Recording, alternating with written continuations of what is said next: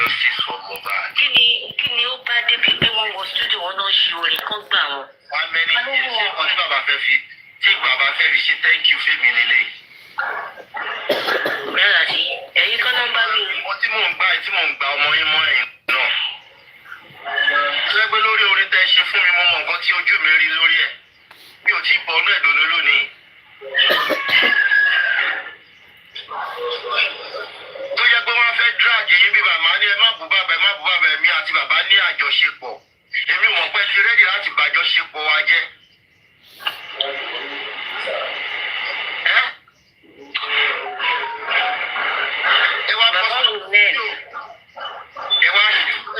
Iṣẹ́ nǹkan tẹ́lẹ̀ fi dúpẹ́ lọ́wọ́ mi lélẹ́yìn. You will learn in a hard way. Let's just leave it. Wọ́n kẹ́kọ̀ọ́. Alábíà ni o, ẹ káàárọ̀ gbogbo ilé o. Ẹ káàárọ̀ sà. Àpò iṣẹ́ náà o. Ẹ̀rọ àpòwálẹ́rì ẹ̀ o. Láti fẹ́ bèrè question kan, just one question. Bàbá Mohbad ṣó ní nọ́mbà ẹ̀ ṣá? Yes. Ó ní nọ́mbà ẹ̀? Dáadáa. Bàbá yóò kì í ṣe àyẹ̀wò ẹ̀wọ̀n kékeré ṣe ní sọ́ọ̀tì náà pé wáyé jẹ́. I'm sorry to use this language. Ó kú olú díẹ̀. And kò rí owó rí. Owó kékeré tó rí yẹn kò ti tọ́ lójú. Tó bá lè rí nọ́mbà ẹ̀, kò sí nǹkan tó wù tó o lè ṣe. Ó yẹ fún ẹni kó pè é láti ló ṣẹlẹ̀ kí ni mo ṣe fún ẹ. Àjẹ́mi tún pé wọn bí last week wọn gba aago tèmi wọn gbé aago tèmi fẹ́. Kò wáyé kò wú ìjẹ kò éèjì tó lóun jẹ ẹ̀kọ́ ní èjẹ irọ́ ló pa. Gbogbo ìgbé rẹ̀ kúrò ní ìgbà tó tó. I'm sorry to use that language. Òkúrú ni máa yẹn.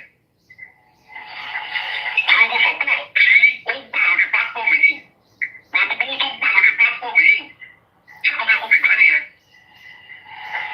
The guy is an ingrate. Kò wá ẹ̀jẹ̀ pé olùgbé ìṣòwò tẹ̀lé yẹn ní ẹ̀jẹ̀ is a liar. He's a liar. I'm sorry to say that word. Má bàa sọ̀rọ̀ ọkọ̀ ṣáà ignore ẹ̀. Just ignore him. Do what you want to do and just ṣùgbọ́n ẹ̀kọ́ náà kọ́lọ́ tó máa bá jà. Ọ̀rọ̀ ẹ̀ pásítọ̀. Ẹ ṣe gan. Ìfọ̀ ẹ̀ pásítọ̀. Ká máa bí tó lọ. Ẹ ṣe gan sà. Ẹ ṣe sà. Mo ti gbọ́ yín o. Mo fẹ́ ríjì fọlọ́run. Màá tún fílẹ̀ fọlọ́run náà ni. I will leave it for God náà ni.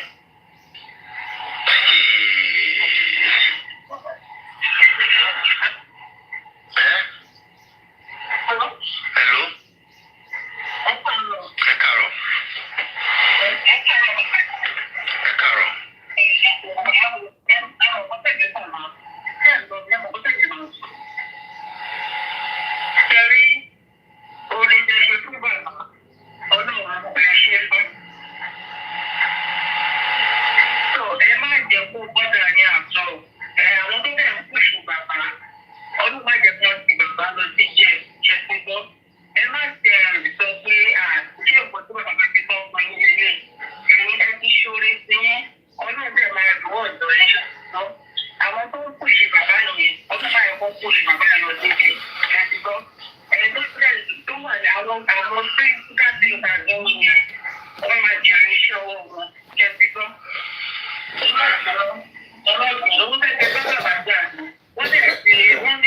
Bàbá gangan ló ń bá mi jà láì bá wọn jà àwọn kọ̀ọ̀kan èèyàn kọ̀ọ̀kan ò ní kí wọ́n bá mi jà etiquette. Bàbá rẹ́dí àti bá mi jà ni etiquette kan tí mo sọ.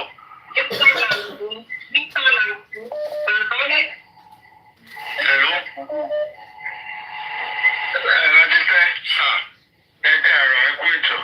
Ṣé ní orí kan tí ó fi kàn fẹ́kẹ́ tí mo fẹ́ kọ fún ẹ̀ka yóò wù tó ṣèrè láyé tọmọ yìí fúnnú Ádámọ̀ ṣépè fún iṣẹ́ ọwọ́ ẹ̀ ni ó máa ṣàdúrà fún iṣẹ́ ọwọ́ ẹ̀ ni ó máa ṣàdúrà fún. Ẹ bí bàbá yẹn sílẹ̀ ẹni tó bá kọ́níkà tó gbà ó fẹ́ kinú ẹ̀ ṣe ni àgbàlagbà ní bàbá ó yẹ kí wọ́n ti kọ́ ronú. Èmi ò lè gbà pé èèyàn kan ló tì wọ́n mi ò lè gbà pé èèyàn kan ló tì wọ́n. Anybody ò tí wọ́n bàbá òṣọmọdé ohun tó ń fẹ́ bàbá is showing his real colour right now.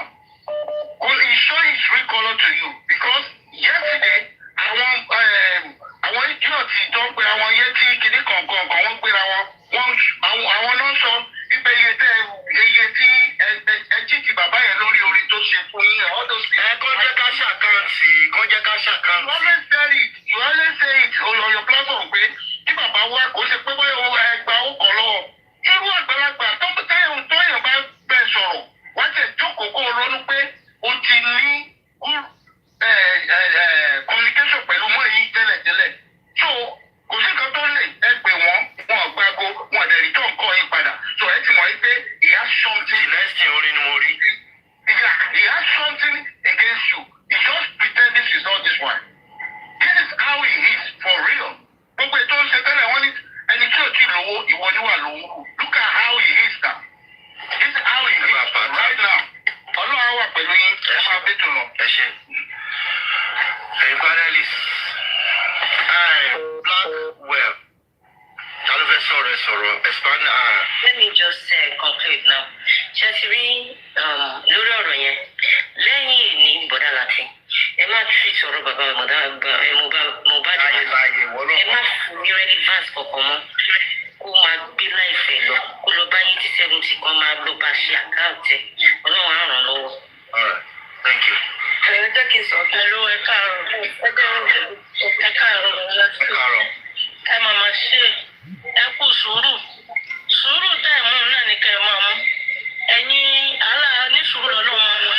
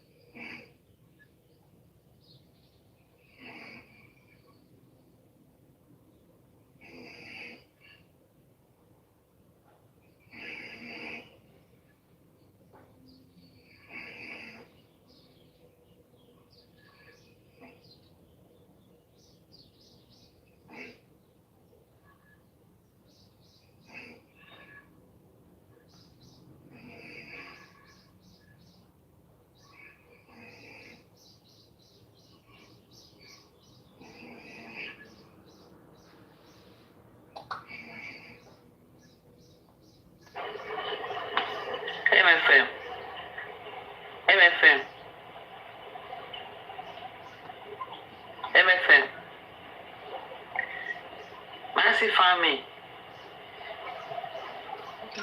Mercy Farming.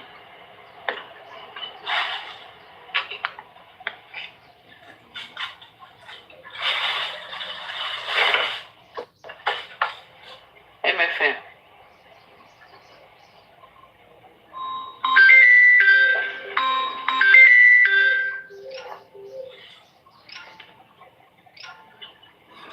MFM. Yeah. Okay. Well, I'm doing. Kìíní yẹn replay ààrẹ. Ọmọ máa sọ̀rọ̀ ní sálàsì. Ẹ ká sọ̀rọ̀. A máa sọ̀rọ̀. Àwọn bàbá tẹ bá ní pé ẹ bá wà níbi tẹ bá ń gbọ́. Ẹ lè lọ́wọ́ àwọlé torí àwa la jáde síta. Ìpè bá wà níbi tẹ bá ń gbọ́. Àwọn òkú Mohbad. Ẹ lè lé wa sí wọlé àwa la máa lé yín wọlé.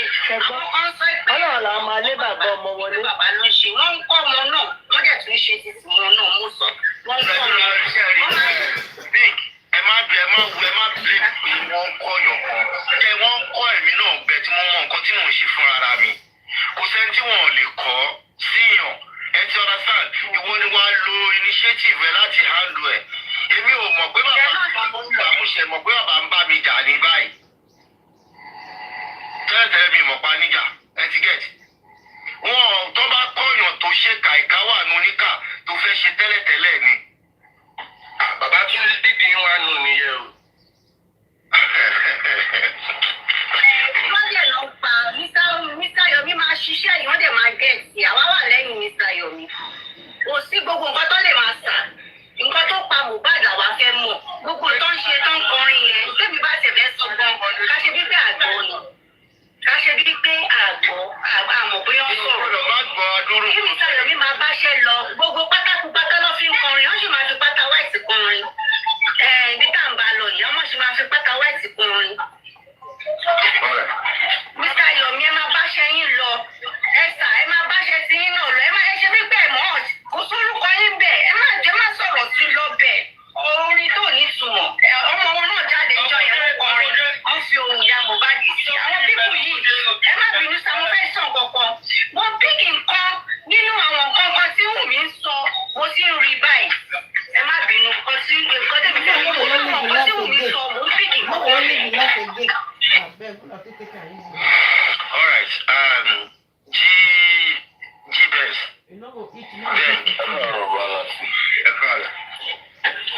Ọ̀rọ̀ tèmi ò pọ̀. Tẹ́bá gbọ́ intro bàbá. Bàbá kan pọ́n náà yìí wọ́n ní this is Mohbad's start introduction. So it means that ọkọ ọmọ ìlú fẹ́ yóò jẹ́ mi ò blame ẹ̀ ọ́. But right from now èmi ti really. Though we supported Baba from beginning, but àwọn tó with time I discovered that this man is defeating. And the reason for him defeating is that he has seen frame. To be frame ni Baba pè. He has seen frame and he has seen money. And unfortunately, tó bá wà pọ̀ tó lè tó bá rí owó, ìgbà yẹn lè ṣe máa mọ ìwà ẹni náà. Tó tó dùn mí ní ẹgbẹ́ ìwà Baba ṣe ń yọ ọ́ sìn. Baba had a very good follower before, but Baba ní kẹ́ ṣe statistics àwọn tó ń follow bọ̀ wọ́n tó like Baba tẹ́lẹ̀ lọ sí Baba lẹ́yìn sí more than 80% wọ́n ti tẹ̀ lẹ́yìn Baba. Nǹkan tí Baba lò fẹ́ yẹn ń lò ẹ̀yìn lò ẹ̀rọ ti ká láti lẹ̀. Bàtà yẹn ti ń support Yomi. It's like Baba is saying that Yomi is my enemy. So anybody supporting my enemy is also my enemy. That is why you called him, he didn't answer you. Because ọmọ tó ń fi di Baba, ọmọ á fi Baba pé ẹ̀yin náà support Yomi. Yomi wá justice ni, arákùnrin wá justice ni.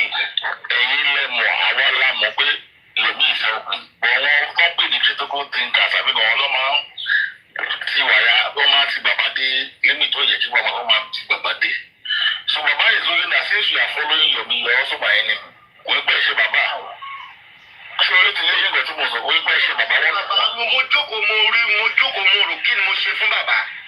Wọ́n tẹ́ ṣe fún Baba náà kò ṣe sọ fún yín yìí. Kí lẹ ṣe ní pé ẹ sọ̀pọ̀tì enemy ẹ̀? Báwo ṣe yàn gbọ́ pé wọn àti Yomi ń jà ní ṣé bẹ́ẹ̀ gbogbo wọn àti Yomi ń jà? Mi ò mọ̀ lẹ́mi, mi ò mọ̀ tá mi. So owó erí nìyẹn.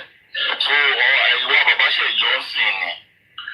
Ìwà Baba ṣe yọ ni. So ẹ má yẹ kó àwọn èèyàn some people are not bothered ẹlòmíì ti rí kí ní ẹ̀ láti lẹ̀. So I would just advise you Mr. Lati ẹ máa ṣe bẹ́ẹ̀ ṣe é ṣe tó bá yá with time ó tó wá jáde. Ṣèwí àwọn mẹ́ta ló ní bàbá Mohbad bí fún ìyá Mohbad ìkan ti kún bẹ́ẹ̀ méjì tó kù kò ṣe ti bàbá. Ẹ̀yin náà ẹ̀rọ kìíní ẹ̀ báwo lè máa bí wọn mẹ́ta tí méjì máa oppose ẹ ọmọ tó ń fi okó ara ẹ bí tó dẹ̀ gbó tíìnì wọn ó dẹ̀ oppose ẹ. There's something spreading. Àwọn family yẹn náà àárín wọn ṣùgbọ́n àwọn family yẹn ká dúró tiẹ̀. Family mélòó ló dúró tiẹ̀? So Baba ṣe ń yọ ọ́ sí ìnẹ̀ so I'm not surprised. Well, as you keep on the way you are doing, I support you. Thank you very much. Èmi ìfẹ́ gbọ́ orí ẹlọ́dọ̀ yín nísìnyí ni o. Mo léwọ̀n kókó píìkì nínú ẹ̀. Àbí sọ pé èèyàn tó jí epo lájà kò jẹ́ jíjẹ́ ẹni tó gbà. Ṣé ìgbọ́lẹ̀ gba Yomi sábẹ́? Ẹ ṣe ìyẹn nọ́mbà 1, ẹ nọ́mbà 2. Ọba tó sọ nínú orí yẹn, wọ́n náà wọ́n kọ́ ọmọ tó gba kẹ́sọ̀. Ṣé mo pé ìyàgbọ́ kẹ́mù làwọn tí ẹ dáwó fún? Wọ́n bí ìgbà oníyà tó ṣe ní kú lórí. Ẹni kó wọ́n bí bàbá yìí wà lórí kíkí pẹ̀lú wa 24/7. Ìtàbí bàbá wà pẹ̀lú wa láti pé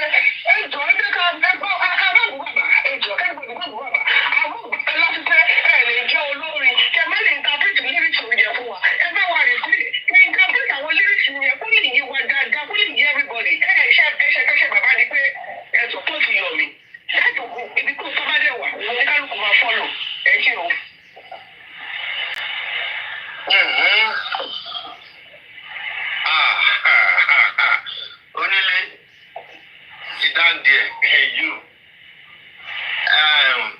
Timothy. Ẹ̀gbọ́n láti mú kí ẹ kúrò lẹ̀ àbí ẹ káàárọ̀ ibi tẹ́ bá wà.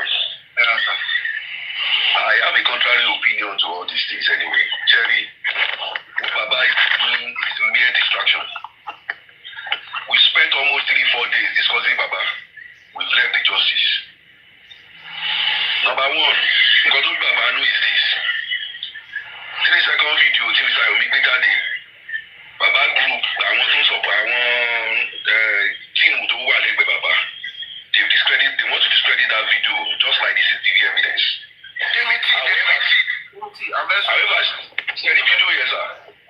I listened to conversation between Karimo and Folashade. They confirm in their conversation that there are more videos, even more than what Yomi is having now.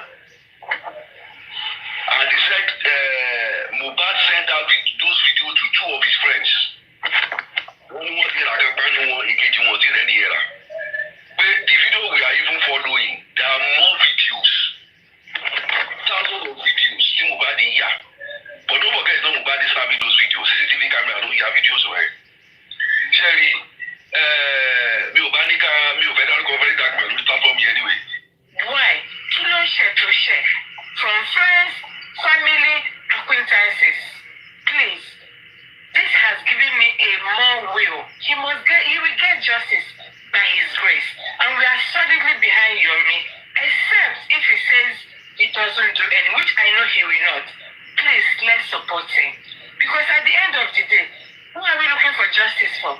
It's for Mohbad. It's not for his father. It's not for you. It's not for me. It's Mohbad. Imole. Light. And that light we will get. Light we will get. All this that is happening is a learning process for each and every one of us. Imole we have justice. And behind Yomi will stand. And we support you. Owoye Amada. It's my choice. I'll put my money where I want to put my mouth. We all donated to GoFundMe, Wema Bank, Access Bank. It's our choice. My choice to come out and support justice. If I'm tired today, I go to my bed. So nobody should choose for me where I will go. Because, like somebody said, Baba wants justice. But I feel, my own personal opinion, it could be selective justice. But we want justice. It doesn't matter whose head that we roll. That is what justice is all about. And Mohbad will get justice because these boys, even in grave, they tortured him. What has he done? What has even not to talk of a human being created by God. Please, Lati, let's focus. I beg of you. Please, don't respond. Also, talk to them. Thank you very much, Lord. Love me more. Thank you. Her Majesty. That's on with Lati. Eléyìí tó ní fúláàgì báyìí, ẹ kọ́kọ́ mu tíì náà. Gẹ́fì. Ó gbé mi ò tiẹ̀ fà á. Ó bí mo ti ń jó látà o. Ẹsẹ̀ ẹ̀rí ọ̀rọ̀ yẹn ẹmẹ́nu kọ́ ń bẹ̀, kò sí kankan bẹ̀. Ẹ jẹ́ ká lọ sí the next kìíní. Ẹ wo ṣó tí wọ́n ní Zomo ṣe pẹ̀lú Arifa ẹ̀ bí ẹjọ́ ẹ pílẹ̀ ẹ̀ jẹ́ ká náà ẹ kí a sọ̀rọ̀ lórí ẹ̀. Mo ti ní fídíò ẹ̀ lọ.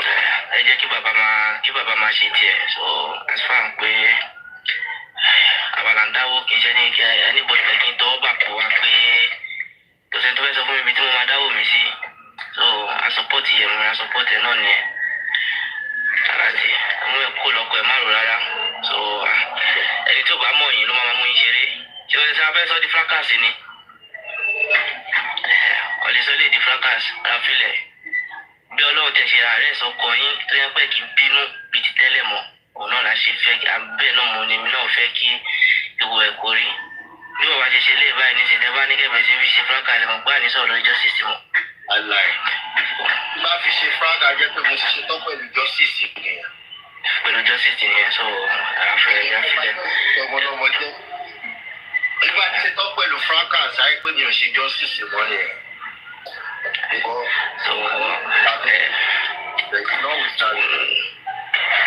So mi ò wá mọ̀ gbàdélé ìjẹ̀wá dé kí gbogbo host máa ṣe show nísìnyí kó máa recording kó máa send ẹ̀ lọ fún bàbá kó máa gbé pàtì kan fún bàbá kí bàbá máa gbọ́ pàtì yẹn kí bàbá máa mọ the main mọ̀ pé ọ̀rọ̀ tẹ́ sọ́jọ́ ẹ̀ bàbá ò gbọ́dì fún kínní ni láìpẹ́ bàbá gbọ́dì fún dìsẹ̀ ni bàbá ò ní máa sọ pé nìkan gbàgé wédú àbí kò gbàgé wédú ẹni àfi except ẹni tó fẹ́ máa ṣe show tó fẹ́ máa gba gift nìkan ló lè máa nínú ẹ̀ lè máa dùn I still said it except ẹni tó bá fẹ́ gba gift tó wà after gift tó jẹ́ pé gift ló fi live life òun ló máa náà fẹ́ máa rí yọ̀mí òun ò ní support yọ̀mí nígbà tí yọ̀mí. ìyọ̀n tó jà mo jẹ́ wá wà surprise ẹni pé bàbá ní nọ́mbà yín tí bàbá wa tẹ̀ gbọ́n nǹkan rẹ̀ kí bàbá gan pè yín well that is life. ilé mi kọ́ ni wọ́n for now. ilé tó ṣe ilé mi wọ́n ti lọ sí. ọ̀rẹ́ láti ẹ má bínú ẹ̀kọ́ iṣẹ́ ẹ̀jẹ̀ ṣe ìgbà láì gbogbo sáyé sọ̀rọ̀ ẹ̀jẹ̀ sọ ẹ̀ṣẹ̀ gan ní sọ. lọ́gbà wọn ní ká rẹ̀ ká sọ ṣọ́nà fi ọ̀nà wọn. ọ̀rẹ́ láti ẹ̀mọ̀gbẹ́ ṣe rìn yẹn gan kú sẹ́rìn ní fọ́ọ̀nù. ẹ má yẹ kọ́ ọ̀rọ̀ ṣẹ́rí àsìkò orí ò tí ì yá ẹja ṣùgbọ́n yẹn sẹ́gbẹ́ ẹ má wọlé nígbà tá a máa fún wa ní bàbá orin ó máa make sense nísìn ẹ jẹ́ ká focus ṣẹ́rí nǹkan tí mo fẹ́ sọ ṣẹ́rí àwọn Yorùbá problem tá a máa ní ni pé a máa rí òótọ́ gbà ní a máa fojú fún ṣẹ́rí láti ṣẹ́rí nǹkan tó ń ṣẹlẹ̀ ni pé ọ̀rọ̀ 3 seconds video yìí sẹ́ ó ju kọ́tà rò lọ ṣẹ́wọ̀n pé onílé náà sọ́njọ́ yẹn níjọ́sí ṣẹ́rí ní fake tá a ṣe bàtẹ́ ti sẹ́yìn ká ṣe public lawyer yẹn ló yẹ ká ti ṣe kínní ṣe sì yẹ yìí tí gbogbo nǹkan tẹ̀ ń sọ ọ́ bẹ́ẹ̀ ọ̀ṣẹ̀ṣẹ̀ make sense sí wọn pé public lawyer ló yẹ ká ti focus mi ṣe rí nǹkan táwọn afẹ́ ó yàtọ̀ sí nǹkan tí àwọn Aloba family fẹ́ ṣe ibẹ̀ la ṣe ní problem dání àwọn ọ̀fẹ́ selective justice àwọn afẹ́ real justice ibi tí problem ṣe ti rí pé àlèkùn sí bá ṣe fẹ́ pàdé ara wa àlèpàdé ara wa ní mídù torí ọ̀tọ̀ nìkan tó ní kálukú fẹ́ kálá ti ní public lawyer wa nígbà yẹn àwọn àti bàbá ṣe wa lọ òǹdọ̀dọ̀ náà ṣe gbé yọ̀mí wá títí yẹn ṣe wá rí kò sí any problem dání tẹ́lẹ̀ ìgbà tí 3 seconds video yìí tó bẹ̀rẹ̀ ẹ̀yin náà tẹ́ bá jókòó kẹwo lẹ́mẹ́sìsì nǹkan tí 3 seconds video ti dá sílẹ̀ ẹ máa ti mọ̀ pé ibi tó òótọ́ wà là darí sí òótọ́ yẹn làwọn ò fẹ́ torí nǹkan míì wà ní 3 seconds video yẹn tó máa tápa àwọn Aloba family torí bẹ́ẹ̀ la ṣe ní problem tàbí ká ní pé fídíò yẹn bó ṣe wáyé ká ní pé sí ìwà ìrìkọ́ ló wà nínú ẹ̀ kò ní sí problem tàbí mo ti rí nǹkan tó ń ṣẹlẹ̀ ń sìn lẹ́yìn náà bá jókòó kẹ́ analyze gbogbo ẹ̀ ọ̀rọ̀ 3 seconds video yẹn ó ti ń ta bá àwọn ibi tí bàbá ó fẹ́ kó dé ibi tí problem yẹn wà ní so the next step tó lè ṣe ni pé kó bẹ̀rẹ̀ sí máa tako gbogbo wa kó tako yín kó tako Yomi so that gbogbo wa are shut up so that video yẹn á wá parẹ́ ọ̀hún sọ̀rọ̀ ọ̀gbà ẹ̀mọ́ so now títa tí wọ́n gé ẹ̀mù yẹn ẹ má jẹ́ ká bá wọn dá sí ọ̀rọ̀ ìpẹ̀lú music wọn tó bá wọn kọ́ gbé ábọ̀mù jáde ẹgbẹ́ ká gbójú kúrò bẹ́ẹ̀ ká focus lórí ṣe máa ṣe 3 seconds video because bàdá láti tí Yomi bá ti yọwọ́ ẹ̀yìn náà ti yọwọ́ èmi ò dá sí mọ́ nìyẹn àmúvọ̀ nìyẹn so ẹ jẹ́ ká ṣe focus títí wa sí ibẹ̀ yẹn anybody má sọ pé káwọn fẹ́ parí ìjà pẹ̀lú bàbá kọ̀ọ̀kan bàbá wọn lè parí ìjà pẹ̀lú none of you guys torí nǹkan tẹ̀yìn èyí ti stop àṣírí èyí ti ń tàṣírí àṣírí yẹn làwọn ò fẹ́ so ẹ má jẹ́ anybody sọ pé káwọn máa parí ìjà fún nítorí kò lè ṣeé ṣe bàbá yẹn ti mọ̀ bí tán lọ àwọn náà dẹ̀ ti mọ̀ bí tán lọ so àlejò pàdé ẹ kò jẹ́ káwa focus lórí títí wa táwọn bá dẹ̀ ti ṣe kan táwọn fẹ́ ṣe tán ẹ dẹ̀ máa gbóyin gidi jáde táwọn máa fi ṣe fàájì ó ti yẹ yín sọ ẹ máa bá ṣe yín lọ ọlọ́run dẹ̀ tó ọ̀rọ̀ fún yín sùn lóṣẹ̀ tí God bless you. ẹ ṣe Àbíkẹ́ kí ni fídíò wà lọ́wọ́ mi máa play ẹ̀sìn Àbíkẹ́ ṣe wà. ẹ káàsán sá. Good afternoon everybody. Mr. Lati. Mo fẹ́ béèrè kankan ẹ jọ ṣé mo lè play audio kan fún yín. Audio wo? Audio yẹn lórí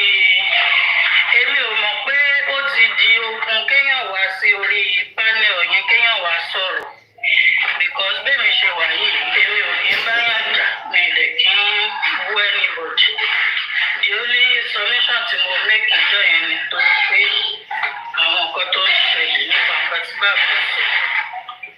So lórí panel confit ní àná yìí bó dẹ̀ ṣe bẹ̀rẹ̀ sí ń bú mi mọ́ yín nìyẹn torí pé mo wá sọ̀rọ̀ lọ́dọ̀ yìí. So ṣé kí n play àbí kò ní jù? Onídẹ̀ẹ́ má play ẹ̀fọn ẹ̀ṣẹ̀ sọ̀rọ̀ yín. Alright, okay, kò sí problem nǹkan tí mo ṣe gòkè nìyẹn because èmi mi èrò bóyá ó yẹ kó sọ justice Mohbad di fracas. Èmi èrò bóyá ó ní ìdí gbogbo nǹkan báyìí because justice ni gbogbo wa jọ ń wá. Kò sí anybody nínú wa tí wọ́n sanwó fún ó wá sọ̀rọ̀ fún Mohbad torí ìfẹ́ ta ní sí Mohbad ni gbogbo wa ṣe jáde ta la fẹ́ justice fún Mohbad kì í ṣe justice fún bàbá Mohbad. So èmi ò wá mọ bó ṣe di ogun pé èèyàn ń sọ̀rọ̀ lórí panel yín débi pé wọ́n ń bú mi lórí ọ̀dọ́ kan tí wọ́n ń pè yín ní ògùfè but no problem mi fẹ́ sọ̀rọ̀ jù gbàtẹ́ ti ní pé kò ní kí n dọ̀ra mint. Royal ẹ má bínú ni mo máa sọ fún yín ní ọ̀sẹ̀ ń ṣẹlẹ̀ ẹ ti ọ̀rọ̀ sáà kò ṣe ń ṣẹlẹ̀ àgbèsè bàbá àlùrọ̀ ẹ̀. Mo dára tí yẹ ká sọ bó wà lókè ẹ̀ tí ìpè mí o. Inú orí ẹ̀ sọ̀rọ̀. Ẹ ká sọ̀rọ̀. Ẹ ká sọ̀rọ̀. Ẹ kú iṣẹ́. Ẹ ká sọ gbogbo ilé. Mo dára tí n kò máa bẹ̀ yín náà ní bẹ́ẹ̀ ṣe ń ṣe ní kẹ́ ṣe máa ṣe ṣó ti yé yín. Orí pílátífọ̀mù yìí kò sẹ́ni tó máa fẹ́ kó òun wá síbẹ̀ tí ò kì í rẹ́rìn padà lọ́lé. Gbogbo orí tó ti fẹ́ ti ṣe fún àwọn èèyàn ní Nàìjíríà tá a wà yìí ló ń lọ bí ló ń lọ yìí. So bọ̀dá láti ẹ̀jọ̀ mo kàn máa bẹ̀ yín ni ẹ má play music yẹn mọ́ torí mo ti mọ̀ yín láti gba ayé àǹtí mi. Ẹ ṣe orin fún àǹtí mi kó gbá wọlé. Ẹ̀yà àǹtí mi wá dọ̀rẹ́ padà ní ìyẹn ìyá wa ní Dublin. Ó dàbí pé bàbá òun mọ̀yìn tó máa ń sọ pé olórin ẹ̀yin number one. Ṣé orin tí bàbá ń kọ wọ̀nyí mi lè ra? Orin tí bàbá ń kọ mi lè ra orin tí bàbá ń kọ. Ṣé ẹ fẹ́ forin bàbá àti tẹ̀mí wéra yín ni? Mo kò máa bẹ̀ yín ni. Mo máa bẹ̀ yín ni bàbá láti ẹ má play òun yẹn mo ṣe bẹ́ẹ̀ ṣe wà yìí sìn ẹ mọ̀ pé àwọn ajá àwọn wèrè àwọn tàwọn afínrúgbọ́n náà fún ìṣúrọ̀tì ẹ̀ wọ́n fẹ́ wo reaction yín wọ́n fẹ́ wo bẹ́ẹ̀ wó yìí tì yín ẹ ṣe bẹ́ẹ̀ ni pé ìgbọ́n kọ̀ọ̀kan ṣó ti yé yín ẹ má ká bàbá kọ̀ wọ́n ní mo gbọ́ eléyìí wọ́n fẹ́ wo reaction yín ni. ó ní kó tí kò kò gbogbo bàbá yẹn ní mo gbọ́ eléyìí kan fún ọdẹ ṣe mọ̀ àti pé káyọ̀ pé bàbá ti mọ̀ yín káyọ̀ pé bàbá mọ̀ yín. Àwọn àtẹ̀lé máa ń jẹ parí. Ìkan ní ọmọ Yorùbá mọ̀ yín ìkan péré inú Yorùbá mọ̀ yín nù ìkan àti ìkan tó wà ní Dublin bẹ́ẹ̀ àwọn méjì inú mọ̀ ìpọ́n mọ̀ yín dáadáa. Bàbá fẹ́ sọ kí ó fẹ́ sọ ikú ọmọ wọn di fracas. Tí ẹ bá bẹ̀rẹ̀ pẹ̀lú bàbá bàbá mà nílè dúró. Bàbá ò mọ̀ yín iṣẹ́ mọ̀ kọ́kọ́ máa wòyàn lórífẹ́ bàbá ò mọ̀ yín. Ṣé ó ní bàbá dùn ní mísíkì tẹ́ ṣe fún ní kòtà?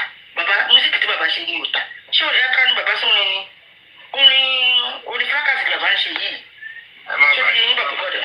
Ẹ jọ ṣé mo pé ṣé ayé bàbá bó ṣe wà yẹn bàbá bó ṣe wà yẹn àwọn tó ń ti bàbá àwọn ló yẹ ká máa bẹ̀ torí bí bàbá ṣe sọ̀rọ̀ ń ṣe ẹ bá gbọ́kàn tí bàbá sọ o ó ní ká ẹ sọ̀rọ̀ orí tọkọ yẹn mo mú pọ́ǹsì kan jù ú bẹ̀ ó ní ká ẹ sọ ọ̀rọ̀ díẹ̀ kẹ́ lẹ́nu kúrò bẹ̀ so bàbá ti rí pé ibi tí Yọ̀mí ń lọ yẹn pé ó ti fẹ́ tú àṣírí ṣó ti yẹ yín bàbá mọ̀ nǹkan tó ń ṣe ó sì mọ̀ pé ibi tí Yọ̀mí ń lọ yẹn pé ó máa tabá gbogbo ara ilé ó máa tabára àta and Yọ̀mí dẹ̀kẹ̀rẹ̀ kò ṣe selective justice anywhere tí justice Mohbad tó bá ti wà lára ń wá àwọn òjì ṣe justice fún bàbá Mohbad tó wà ní kómà là ń ṣe justice fún àpòdé àti mo lè fẹ́ sọ pé nìkan fún yín o wọ́n ní tí èèyàn bá tí ìlú ìyẹn máa ń gbé ìwọ níwà wò ni bàbá tí ò lè wò kí ìgbà tó ń ṣe tàbí ìfún ẹ lọ́wọ́ the first time àti Mohbad ṣaláìsí ẹ lọ́wọ́ ojú bàbá kẹ́ wojú ẹ̀ sísìn bàbá ti wá lọ́wọ́ ń sìn ó wá sọ ìpàkọ́ sí àwọn tó rẹ̀ pẹ̀ mo mọ iye wọ́n tá a dá lórí platform ìtẹ́sán sí bàbá náà kò yẹ kí bàbá kó wá di ajá kó máa sọ pé òun fẹ́ bu olórí òun fẹ́ bu ìjẹ tó olórí bàbá lè jẹ́ olórí bàbá lè jẹ́ náà wọ́n máa sọ pé justice ẹ̀yin lẹ kọ́kọ́ bẹ̀rẹ̀ justice fún Mohbad mo dẹ̀ mọ́ rántí ìgbà tẹ́ ṣe fún Timothy náà ṣé ti rí bàdá láti ẹ má padà o ẹ má yẹ kó ní bàbá orí ariwo jalélẹ̀ ẹ má dọ̀mí agbada nù kòtò lélẹ̀ ẹ má dẹ̀gbẹ̀ tó wà ní agbada nínú tó ti yín bàdá láti bàbá jẹ́ pé ọmọ ẹ̀ sọ pé òun di sóònù ọmọ ẹ̀ wá sí public àdúrà ó lóun di sóònù bàbá Yọ̀mí jẹ́ kí bàbá lọ́mọ for 2 years na bàbá ò ní àdúrà bàbá yìí jábọ́ látọ̀run ṣé kò ní fábílì kò lẹ́bí ni àwọn ẹbí ò ṣe sọ́pọ́ọ̀tì a tẹ̀ sọ pé bàbá ìyá bí àgbà ìyá ẹgbẹ́ tí mo gbé bàbá Mohbad àwọn ẹbí ẹ̀ ti kọ́ wọ́n ti sílẹ̀ pẹ̀lú ìwà ẹ̀ ṣé bí ìwà náà là ń rí ìwà ẹ̀ là ń rí náà bàbá tó mọ̀ ẹ̀gbọ́n ní ṣé kò lẹ́bí ni. ẹ̀yin náà nípa káwọn máa sọ̀rọ̀ sí tábà fẹ́ sọ̀rọ̀ àdákẹ́ ẹ̀jẹ̀ ká bá máa sọ̀rọ̀ sọ bàbá yìí kó jọ kó má sọ kó bàbá ẹ̀ kó má sọ kó ọmọ ẹ̀ di fracas sọ́tọ́ máa fi kọ́ ọmọ ẹ̀ lókìkí ni ọmọ wà ní mọ́ọ̀kì bàbá kọrin kiri kí ni bàbá kọ kiri náà torí Ọlọ́run. ẹjọ́ bọ̀dá láti ẹjọ́ mo fọlọ́ ọ̀bẹ̀ yẹn ẹṣẹ́ bẹ́ẹ̀ ni bẹ́ẹ̀ ẹgbẹ́lẹ́sà gbójú ń bẹ̀ tẹ́bá ti ń kọ orin yẹn tẹ́ ẹ̀ ń pè orin yẹn arígbó ń ta yín lára rẹ̀ ẹ má sọ ẹni kó kọ yín náà ẹ má fún ẹni bá ń tàtọ̀ ẹ fi wọ́n lẹ̀ jàre ẹ jẹ́ ká focus justice for Mohbad ẹ jẹ́ ká support Yomi ẹ jọ bọ̀dá láti sin ẹ wò tẹ́bá ti support Yomi ojú òní tì yín o ẹni kì í torí gbogbo wọn fi àwọn máa retí pé àṣírí wọn tó tún pé àní débi tá à ń lọ àmọ́ débi tá à ń lọ lọ́rọ́ pa Mohbad máa gba justice gbogbo wọn ni ká support Yomi ṣẹ́gbọ́sà so nǹkan tí mo máa sọ fọ̀ náà ni ẹ jẹ́ ká support for Yomi lágbà Ọlọ́run Mohbad máa rí justice ẹ ṣe gan ni sà ẹ ní lọ́wọ́ èdè pa. àwa máa sọ̀rọ̀ ní sálàsì ẹ ká sọ̀rọ̀ a máa sọ̀rọ̀ àwa bàbá tẹ bá ní pé tẹ bá wà níbi tẹ bá ń gbọ́ ẹ lè láwa wọlé torí àwa la jáde síta ní pé bá wà níbi tẹ bá ń gbọ́ àwọn òkú Mohbad ẹ lè lé wa sí ló wọlé àwa la máa lé yín wọlé àwọn kan sọ pé wọn ò kọ́ bàbá ní pé bàbá ló ń ṣe wọ́n ń kọ́ wọn náà wọ́n dẹ̀ tún ṣe títí wọn náà mo sọ wọ́n ń kọ́ wọn.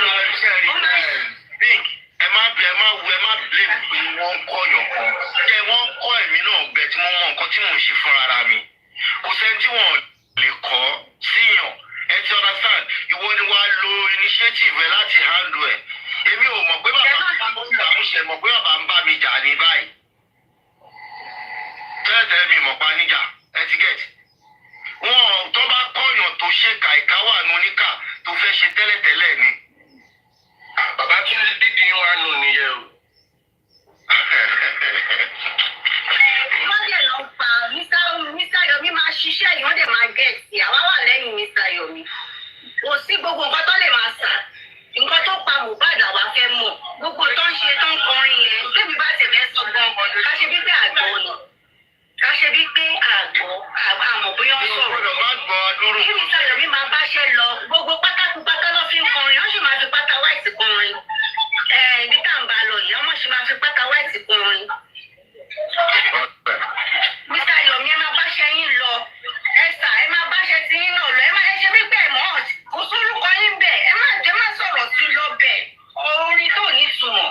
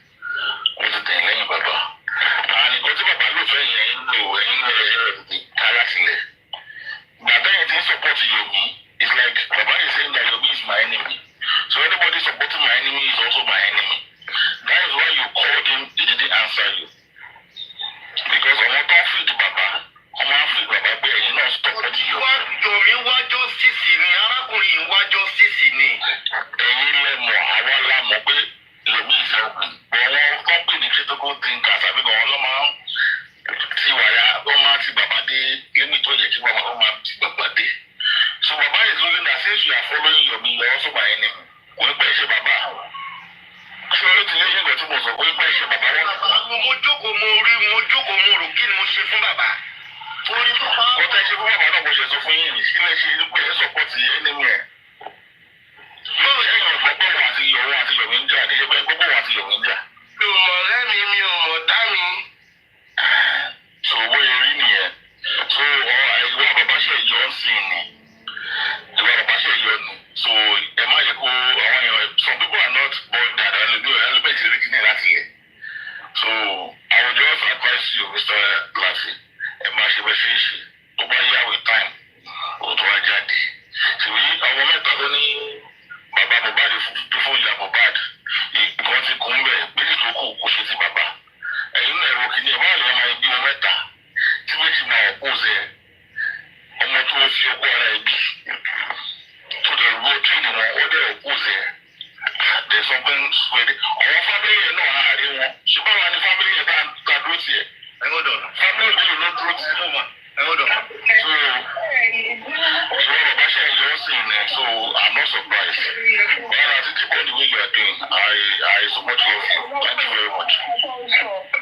Èmi ṣe gbọ́ orí ẹ lọ́dọ̀ yín nísìnyí ni o. Àwọn oníwọ̀n kòkó píìkì nínú ẹ̀.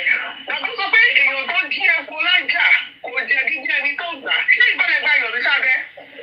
Ẹ ṣe ìyẹn nọ́mbà 1, ẹ nọ́mbà 2. Ọba tó sọ nínú orí yẹn. Wọ́n lọ wọ ọkọ̀ tó gba kẹ́sọ̀. Ṣé àwọn pé ìdájọ́ kẹ́mù làwọn tí ẹ dáwó fún? Wọ́n ti lọ ní ìyá tó ṣe ní kó lórí. Ẹni kó wọ́n bí bàbá yìí wà lórí kíkí pẹ̀lú wọn 24/7. Ìtọ́jú bàbá wà pẹ̀lú ara tuntun ẹjọ́ ẹgbẹ́ ká ẹgbọ́ akábàbù bàbá ẹjọ́ kẹ́gbẹ́ ìgbàbù bàbá.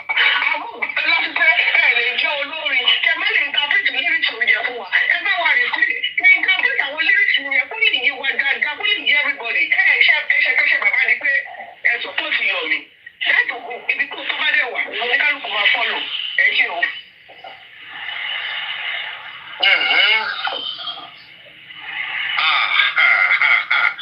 Onílé sit down there you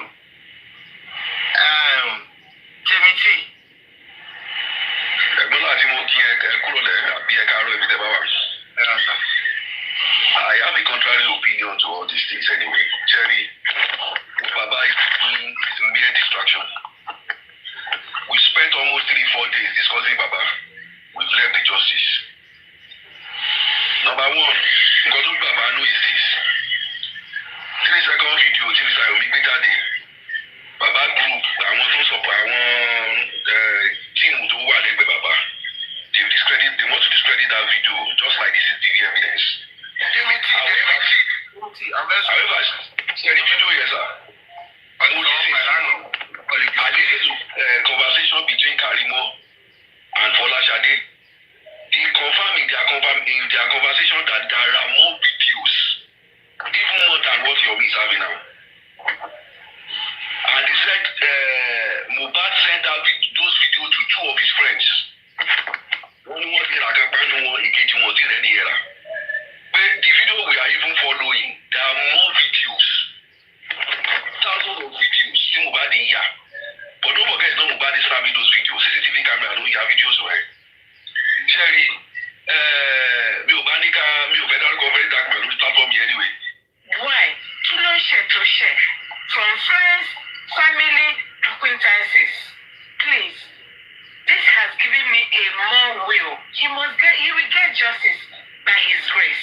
And we are solidly behind Yomi, except if he says he doesn't do any, which I know he will not. Please, let's support him. Because at the end of the day, who are we looking for justice for? It's for Mohbad. It's not for his father. It's not for you. It's not for me. It's Mohbad. Imole. Light. And that light we will get. Light we will get. All these things, all this that is happening is a learning process for each and every one of us. Imole we have justice. And behind Yomi will stand. And we support you. Owoye Amada is my choice. I'll put my money where I want to put my mouth. We all donated to GoFundMe, Wema Bank, Access Bank. It's our choice. My choice to come out and support justice. If I'm tired today, I go to my bed. So nobody should choose for me where I will go. Because, like somebody said, Baba wants justice. But I feel, my own personal opinion, it could be selective. selective justice.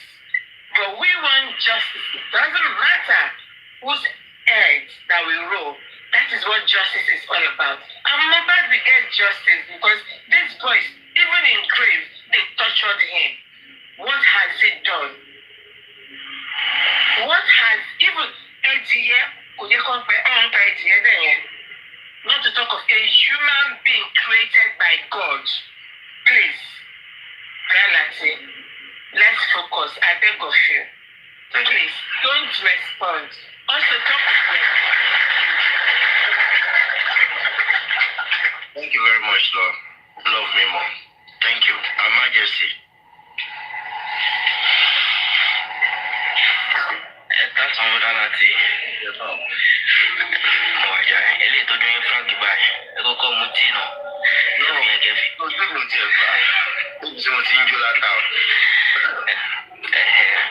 Ẹsẹ̀ ẹ̀rí ọ̀rọ̀ yẹn ẹ̀mẹ́nu kọ́ ń bẹ̀ sí kọ̀ọ̀kan bẹ̀. Ẹ jẹ́ ká lọ sí the next kìíní. Ẹ wo ṣó tí wọ́n ní Zomo ṣe pẹ̀lú Arifa yẹn. Ẹ bí ẹjọ́ ẹ pílẹ̀ ẹ jẹ́ ká náà ẹ kí a sọ̀rọ̀ lórí ẹ̀. Mo ti ní fídíò ẹ lọ.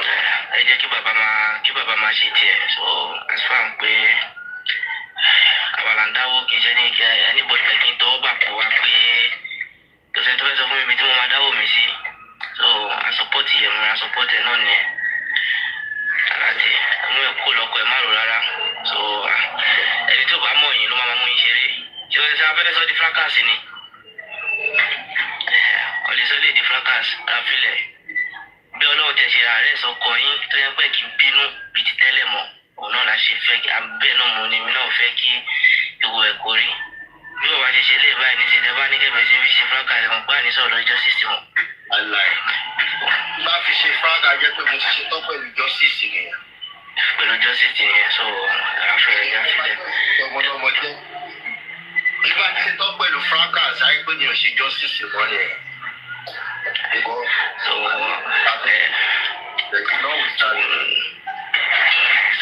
mi ò wá mọ̀ gbàdé ilé ìjẹ̀wá dé kí gbogbo owó sì máa ṣe show nísìnyí kó máa recording kó máa send ẹ lọ fún bàbá kó máa gbé pàtì kan fún bàbá kí bàbá máa gbọ́ pàtì yẹn kí bàbá máa wà mọ the main mọ̀ pé ọ̀rọ̀ tẹ́ sọ́jọ́ ẹ̀ bàbá ò gbọ́dì fún kínní ni dákọ́ bàbá gbọ́dì fún dìsẹ̀ ni bàbá ò ní máa sọ pé nìkan gbàgé wédú àbí kò gbàgé wédú ẹni àfi except ẹni tó fẹ́ máa ṣe show tó fẹ́ máa gba gift nìkan ló lè máa nínú ẹ̀ lè máa dùn I still said it except ẹni tó bá fẹ́ gba gift tó wà after gift tó jẹ́ pé gift ló fi live life òun ló máa náà fẹ́ máa rí yọ̀mí òun ò ní support yọ̀mí nígbà tí yọ̀mí yẹn ò tó jà mo tẹ̀ wá surprise ẹni pé bàbá ní nọ́mbà yín tí bàbá wa tẹ̀ gbọ́n nǹkan yẹ kí bàbá gan pè yín well that is life. Ilé mi kọ́ ni wọ́n fọ náà lórí tó ṣe ilé mi ni wọ́n ti lọ sí. Lati, ẹ má bínú ẹ̀kú iṣẹ́ ètò ṣe ìgbà mẹ́rin kò sáyé sọ̀rọ̀. Ẹ̀jọ̀ sà ẹ̀ ṣe gbọ́n sà. Lọ́gbà wọn ní ká rẹ̀ ká sọ ṣọ́nà fi ọ̀nà wọn. Lati ẹ̀mọ̀ bẹ́ ṣe rìn yẹn gan kú sẹ́rìn ní fọ́ọ̀nù. Ẹ má yẹ kọ́ rọ̀ṣẹ́ rí àsìkò orí ò tí ìyá ẹja ṣùgbé yẹn sẹ́gbẹ̀. Ẹ má wọlé nígbà tá máa fún wa ní bàbá orin ó máa make sense nísìn ẹ jẹ́ ká focus. Ṣé rí nǹkan tí mo fẹ́ sọ? Ṣé rí àwọn Yorùbá? Problem tá a máa ní gbé a máa yóò tó gbà ní a máa fojú fún. Ṣé rí bẹ̀rẹ̀ láti ṣé rí nǹkan tó ń ṣẹlẹ̀ ní pé ọ̀rọ̀ 3 seconds video yìí sẹ́ ó ju nǹkan tá a rò lọ. Ṣé o pé onílé náà sọ́njọ́ yẹn níjọ́sí? Ṣé rí mi fẹ́ ká ṣe bàtà ti sẹ́yìn ká ṣe public lawyer yẹn ló yẹ ká ti ṣe kínní ṣé sì yẹ yín. Pé gbogbo nǹkan tẹ̀yẹ̀ ń sọ ń bẹ̀rẹ̀ òṣìṣẹ́ make sense sí ń pé public lawyer ló yẹ ká ti focus mi. Ṣé rí nǹkan táwa fẹ́ ó yàtọ̀ sí nǹkan tí àwọn Aloba family fẹ́. Ṣé ibẹ̀ la ṣe ní problem dání? Àwọn wọ́n fẹ́ selective justice. Àwọn fẹ́ real justice. Ibi tí problem ṣe ti rí pé àdìkú sí bá ṣe fẹ́ pàdé ara wa. Àlè pàdé ara wa ní middle torí ọ̀tọ̀ ní nǹkan tó ní kálukú fẹ́. Kálá ti ní public lawyer wa nígbà yẹn àwọn àti bàbá ṣe wa lọ. Òǹdọ̀dọ̀ náà ṣe gbé yọ̀mí wá. Ṣé ti yẹn? Ṣé wá rí kò sí any problem dání tẹ̀lé?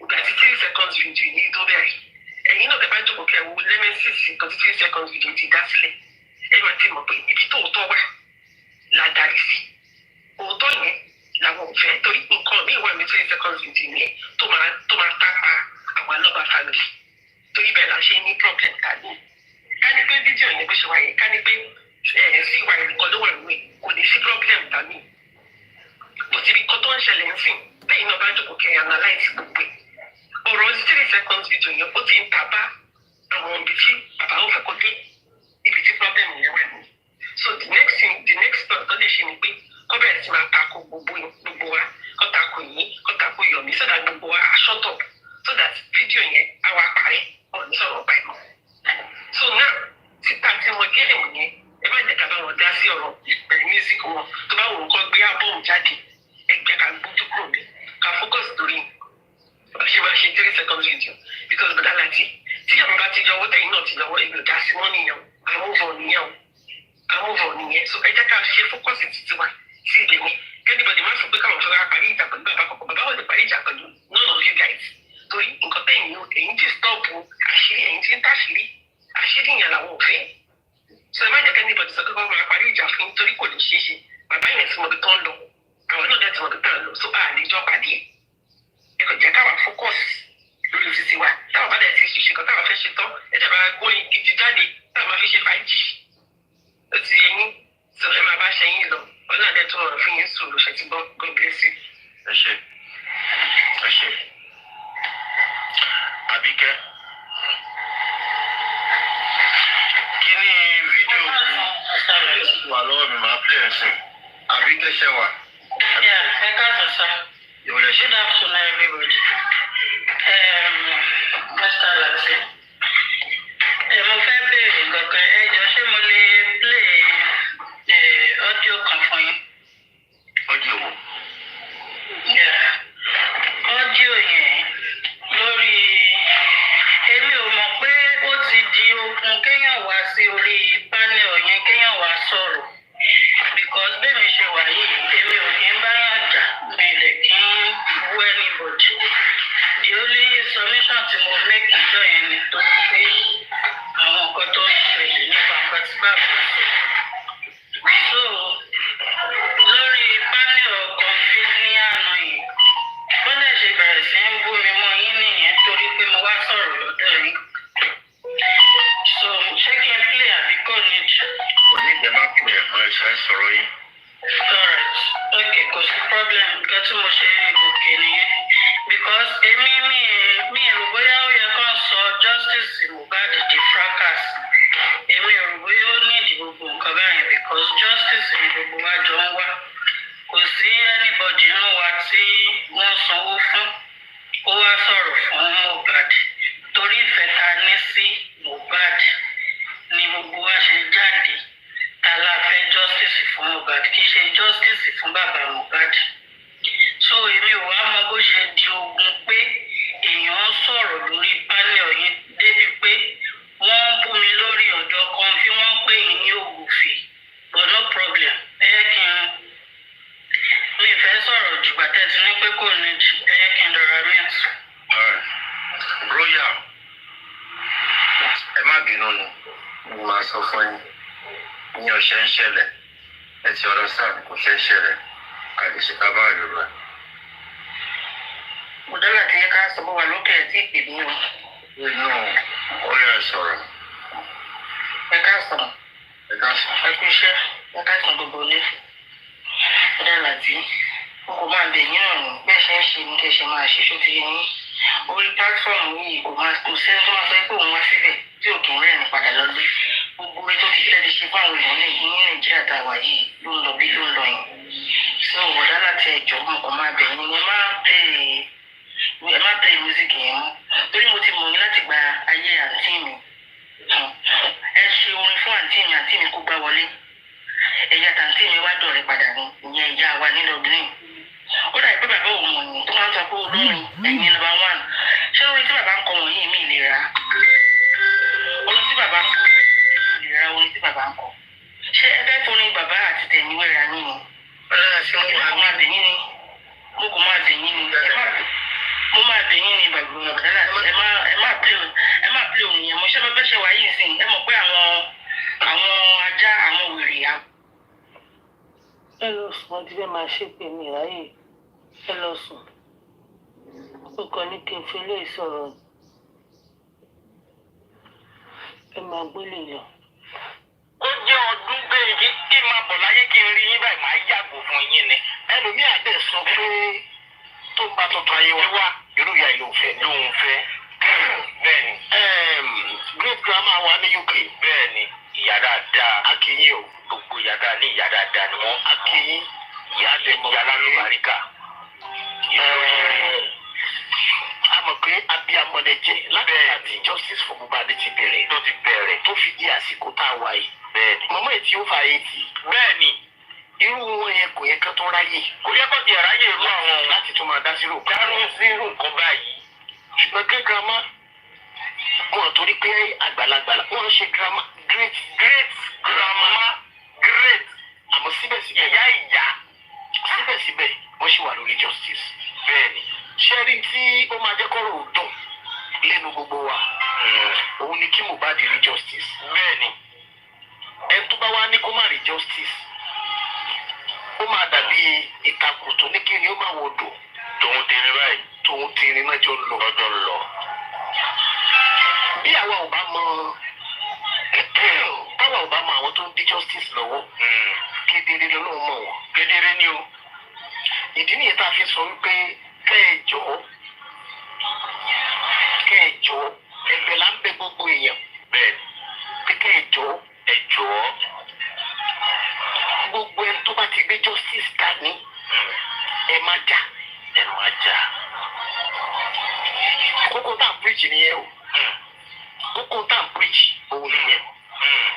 ẹni bá sọ̀rọ̀ kan nígbà tí justice yẹn bẹ̀rẹ̀ lásìkò ìgbà tó jẹ́ pé justice versus anti-justice ẹni pé géèmù yẹn ó clear. bẹ́ẹ̀ni ó clear gan.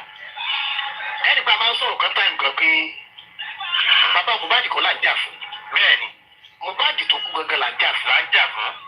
ìgbà tó di táìmù kan àwọn kan ní bàbá Mohbad nìkan ni kí wọ́n ti rédíò ṣiṣẹ́ fún. nítorí yẹn fi rí bẹ́ẹ̀ gbà yẹn ni pé bàbá Mohbad versus anti-justice. ó yẹ yín alájì ẹ má bínú àwọn kan ọmọ mi ní anti-justice àwọn tí wọn ò fẹ́ kárí ìdájọ́ òdodo bẹ́ẹ̀ni lórí ọ̀rọ̀ Mohbad bẹ́ẹ̀ni. so ẹ̀rí pé nígbà yẹn bàbá Mohbad pẹ̀lú àwọn tí ò fẹ́ kárí ìdájọ́ òdodo bẹ́ẹ̀ni àwọn nìkan náà wà ń tà bẹ́ẹ̀ni. so ó làwọn yẹn fẹ́ rí pé apá ọ̀dọ̀ bàbá Mohbad láwà a sì lọ́dọ̀ àwọn anti-justice bẹ́ẹ̀ni. ṣùgbọ́n kò sí bí géèmù yẹn ò ṣe ní dàrú tó bá ti di pé justice supporters méjì mẹ́ta tó bá ti bára wọn jà géèmù yẹn á dàrú bẹ́ẹ̀ni. a tó forí ọ̀fẹ́ àsìkò yìí a tó fi bẹ̀ yín a fi rọ̀ yín gbogbo ẹ̀yin tẹ́ ẹ bá mọ̀ pé lóòótọ́ ẹ chẹ́ẹ̀kì inú ọkàn yín ẹ̀yin lẹ lọ́kàn ẹ̀yin lẹ mọ̀ bí ọkàn yín ṣe rí tó bá jẹ́ pé ẹ jà fún justice ẹ má bàrà yín jà. ó dìgbà wo tá a ti gbọ́ àwọn anti-justice. àwọn gan ti fọwọ́ lẹ́rọ̀ wọ́n ti believe pé ṣé báwọn tó láwọn béèrè justice náà nìyẹn. ẹ jẹ́ ká bára wọn jà díẹ̀ náà ká tiẹ̀ wo ibi tí ó ń lọ. tó bá jẹ́ pé face to face àwọn tó wá justice ẹ máa gbọ́ anti-justice dúró báyìí. àwọn tí ó wá justice àwọn pọ̀ wọ́n dúró báyìí. anti-justice wá mú òkúta kékeré kan ó wá jù sí àárín àwọn tó wá justice. ṣé ọba anti-justice ló fi òkúta òun wà ní sáìdì rírà ó wá jù sáàárín àwọn mẹ́rin tó wà níbi tó ń béèrè justice. òkúta ṣe balẹ̀ gbára ẹnìkan ojú ẹnìkan kí ló tó filẹ̀ kúta mọ́ mi. ó yà wèrè ni ṣé mo lè kúta mọ́ ni ṣé èmi ló ní mo yà wèrè ṣé wọn lọ sọ pé ó yà ẹ̀yin méjì ẹ mọ́jà mọ́nà wèrè ní gbogbo yín ni kẹ́ tó mọ̀ wọ́n wá máa bára wọn jà. bẹ́ẹ̀ni tó bá jẹ́ àwọn tó jẹ́ pé ọmọ ọ̀tá ni wọ́n á bẹ̀rẹ̀ sí ní máa pàgò. bẹ́ẹ̀ni wọ́n wá gúnra wọn nígò wọ́n á gúnra wọn pa. Meanwhile, ẹ tó dájálẹ̀ sí wọn láàrin. Ó wà lọ́kàn tó ń fi wọ́n ṣe kọ́ńtẹ́ǹtì lọ́wọ́. Òun ló dún sọ̀kè tó ń wò wọ́n. Ó ń wò. Ó fọwọ́ lẹ́rán. Ẹ rí pé common sense ni. Bẹ́ẹ̀ ó yẹ ká apply sense. Bẹ́ẹ̀ pé kò yẹ kíkíní yìí máa rí báyìí. Bẹ́ẹ̀ lẹ́ẹ̀kan sí ẹ̀bẹ̀ làwa tún bẹ̀ yìí. Gbogbo ẹ tó bá ti gbé justice dání. Ṣé ibi tó ní justice méjì bá ti ń gbóra wọn? Ẹgbàá tó ti ń kúrò ní pé wọ́n fẹ́ justice. Wọ́n fẹ́ justice náà. Wọ́n dá wàhálà lẹ̀. Téèyàn bá fẹ́ justice kò ní wo bí tó ti ń gbò. Bẹ́ẹ̀ òun ló máa ń jẹ́ ká fi ara wa gẹ́gẹ́ ṣàpẹẹrẹ. Àwọn ṣàkọlá ni mo bá dì. Bẹ́ẹ̀ kò sí bọ́ ǹjẹ́ ìdánwò tó bú wa lánàá. Ẹ̀bẹ̀ tó gbọ́ kan lánàá. Bẹ́ẹ̀ ni. Bọ́ bẹ́ẹ̀ tí èmi ò gbọ́. Bẹ́ẹ̀ mo tẹ̀ jẹ́rìí ẹ̀kú ní jíṣẹ́. Èmi jíjẹ́ bu bó ṣe yẹ kó rí. Sódà yín tó ń sọ yẹn kò ní distract àwa láti padà síbi tá a lọ. tó ibi tá a wá fẹ́ lọ lénìí ọ̀pọ̀lọpọ̀ lè ti rí àwọn kan ò lè ti rí torí ibi iṣẹ́ ìrí lénìí ni òun ni competition kàrí mọ́ pẹ̀lú Fọláṣadé àbúrò Yàgùbádì a máa manage voice yẹn bẹ́ẹ̀ conversation kàrí mọ́ àti Fọláṣadé àbúrò Yàgùbádì ọ̀rọ̀ tí wọ́n jọ discuss èmi ò tí ì mọ̀ pé wọ́n sọ̀rọ̀ rí bẹ̀tì nínú ọ̀rọ̀ tí àwọn méjèèjì ń sọ níjọba bàbá náà gbọ́ yẹn nínú ọ̀rọ̀ táwọn méjèèjì sọ ọ̀rọ̀ wọn jọ ti ẹni tó jẹ́ pé ó wá justice àlàyé wọn yẹn kò díẹ̀ bẹ̀tì àwọn tó sẹ́ndì fídíò wọ́n wá ṣàlàyé fún mi pé ọ̀rọ̀ tó ń sọ òde nù wọn torí mi sọ pé but nínú ọ̀rọ̀ tí kárí mọ́ àti Fọláṣadé àbúrò Yàgùbádì nínú ọ̀rọ̀ tó ń sọ yìí ó jọ nígbà tí wọ́n fẹ́ justice wọ́n ṣáà discuss a máa pè rẹ̀ ní o ìgbà tí mo wá rí bọ́rọ̀ yẹn lọ bó ṣe lọ ẹ̀ tí wọ́n bá mi jiyàn pé lójú tèmi ó ń jọ bí ìgbà tó méjèèjì wá justice bẹ́ẹ̀ lójú àwọn tó sẹ́gun fídíò àwọn ni wọ́n wá justice mo wá lókè ọ̀rọ̀ tó bá ti rújú tán yányán bẹ́ẹ̀ ni tọ́rọ̀ bá kanlẹ̀ tó kan òkè ó tún níbi tá a máa ń gbé sí níbi kan láìka. The 4th It's a Big Deal event is on. And right now, get a big deal when you lease the Escape Active for just $99 a week. However you drive, Escape delivers. But this deal, it's only here for a short time. Alana, what if we never find a single pink hibiscus flower for Mama's birthday? Zendaya, we will. Together we can do anything. Actually, I don't think you're gonna find a single pink hibiscus flower. Lata, I think you're gonna find lots of pink hibiscus flowers. ibi tá a máa gbé sí náà ni pé ẹ jẹ́ ká lọ play fún gbogbo àwọn èèyàn because ọ̀rọ̀ justice for Mohbad kò sọ̀rọ̀ yẹn kan mọ́ kò sọ̀rọ̀ yẹn kan mọ́ kò ní nǹkan títí yẹn kan bẹ́ẹ̀. ok wọ́n ní kí n fún mi jọ́sìn táwọn tó ń jẹ́ jọ́sìn. tó bá rí bẹ́ẹ̀. bí ìjọsìn ìdílé tọ́lọ̀ ká pupa wọ́n ń jẹ́ jọ́sìn ṣé lórí ìpínlẹ̀ ló wà. àwọn ọmọdé.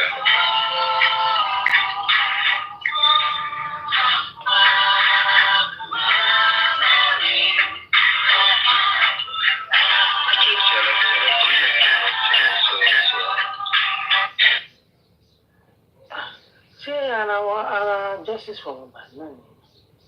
They start donating. I donate this, I donate this. I was on that life, I was laughing. And you know what I did? I contacted DJ Bami. And I can even bring out the screenshot. And I tell him straight, this thing, what you people are trying to do, is rubbish. I can bring the chat out. He said he don't know how came into his mind to write that comment. I say, okay, no problem. I know already that was their Olori production. Then what did they do? They go to Yomi. so That day I was laughing. I say, wow, you people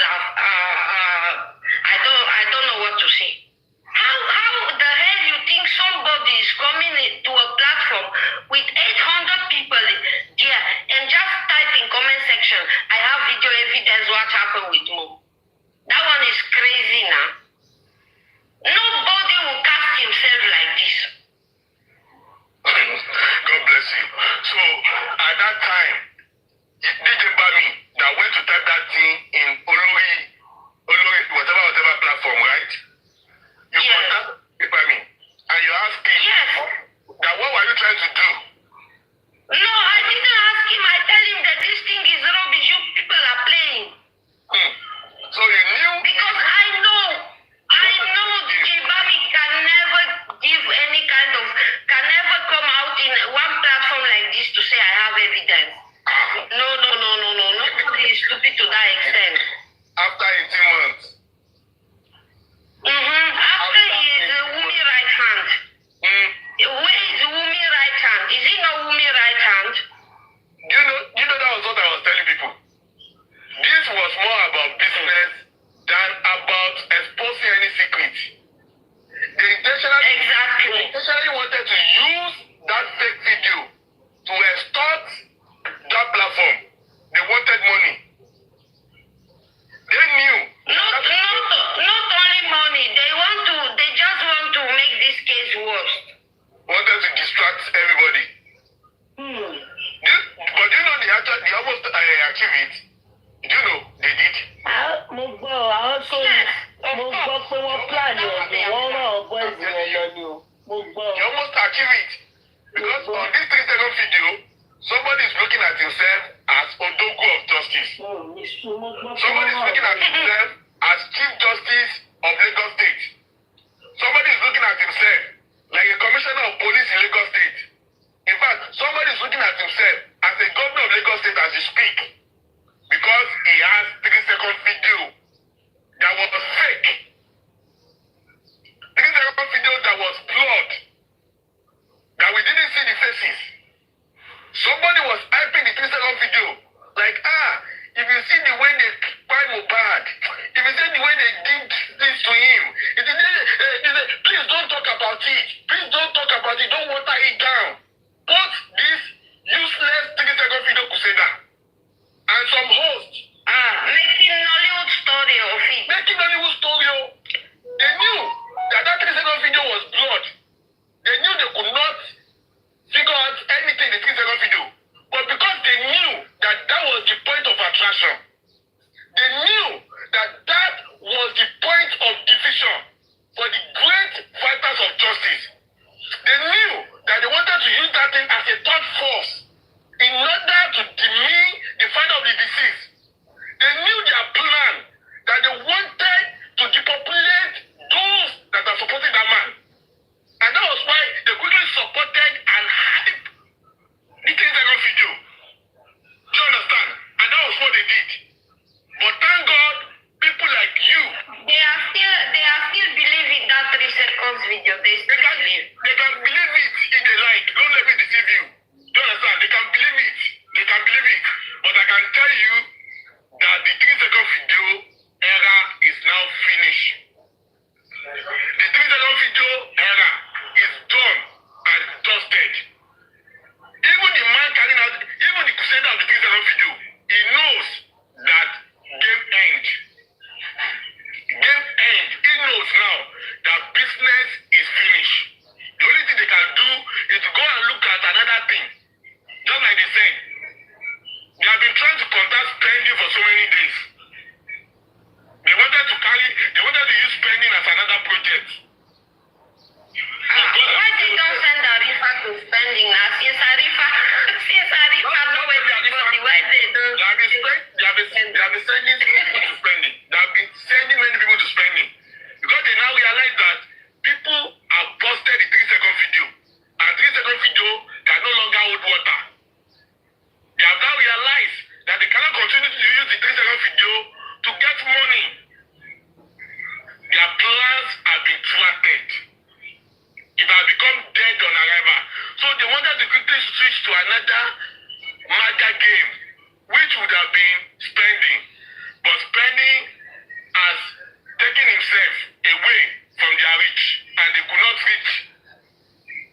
They could not get to spending. So they are in what we call a very precarious situation. Do you understand?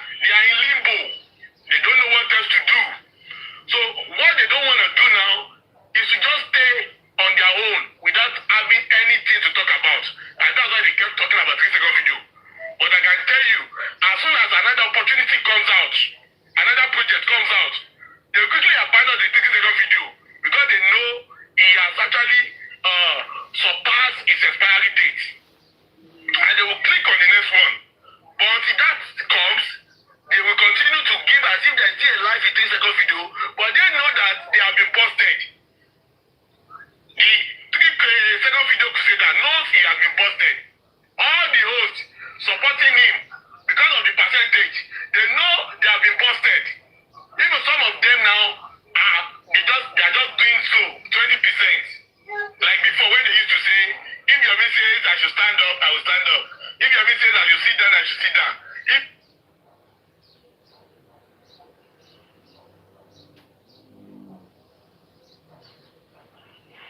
Really? Do you understand? So they can't do anything. The only thing they can do now is to wait. Let us see. Maybe a little As me, I even believe myself that Yomi knows that that video is useless. He just making mouth. Let me tell you something. Yomi is very wise, but dubious. Yomi is a wise man. Do you understand? But very dubious. Very, very dubious. Yomi came to the justice for the money. Yomi saw Iyabodo and Tototike that they made a lot of money from the death of Mohbad. Hey, really? Yomi saw Ada Universe, that Ada Universe made a lot of money because of the death of Mohbad. Yomi saw African TV. The African TV must have made a lot of money too because of Mohbad. So Yomi Because came somehow the meaning that with that intention woman that he could make a fortune using justice for Mohbad. Go and sit down. And he was there trying to enlarge that business. He was there trying to actualize that dream. And he came purposely for the money and to promote his non-existent NGO CV. And those are the two things that Yomi prioritized in Justice for Mohbad. So Yomi, we hold on to anything, as much as unrealistic, as much as it is a myth, a mirage, but Yomi will hold on to it in order to seek relevance. When you look at Yomi's antecedent in J4M now, as soon as Yomi came, Yomi will always be talking about money. It is only Yomi's NGO that I will see. Exactly. If you look at his life, there is no one single day that man has not come live and asked for money. There is no single day he is not coming live and ask for something. It's either they will say, I will do protest, I will do this, I will do that, and then he do nothing. Every day, money. Imagine, there was one life he said, he need money urgently. People start donating. You people don't ask for what is that urgent he need money. Maybe he want to go to vacation. You people are not even asked. You know what? As soon as Yomi came, Yomi went to Kudi. Those when they gave Yomi some money. Yomi accepted to go and do the assignment he was not supposed to accept. But because of money, he accepted it. When Yomi fumbled, when he refused to go back to that platform, those when they attack him. And we on this other side, we were defending Yomi. We were telling them, Yomi did not ask you for money. Do you understand? We were defending him but blindly. Unknowingly to us, that Yomi has been going into their inboxes. Apart from the money they donated for him online, he was in their inboxes, contacting them and telling them he needed money urgently. And people have also been sending money to Yomi offline. Everything was all about money.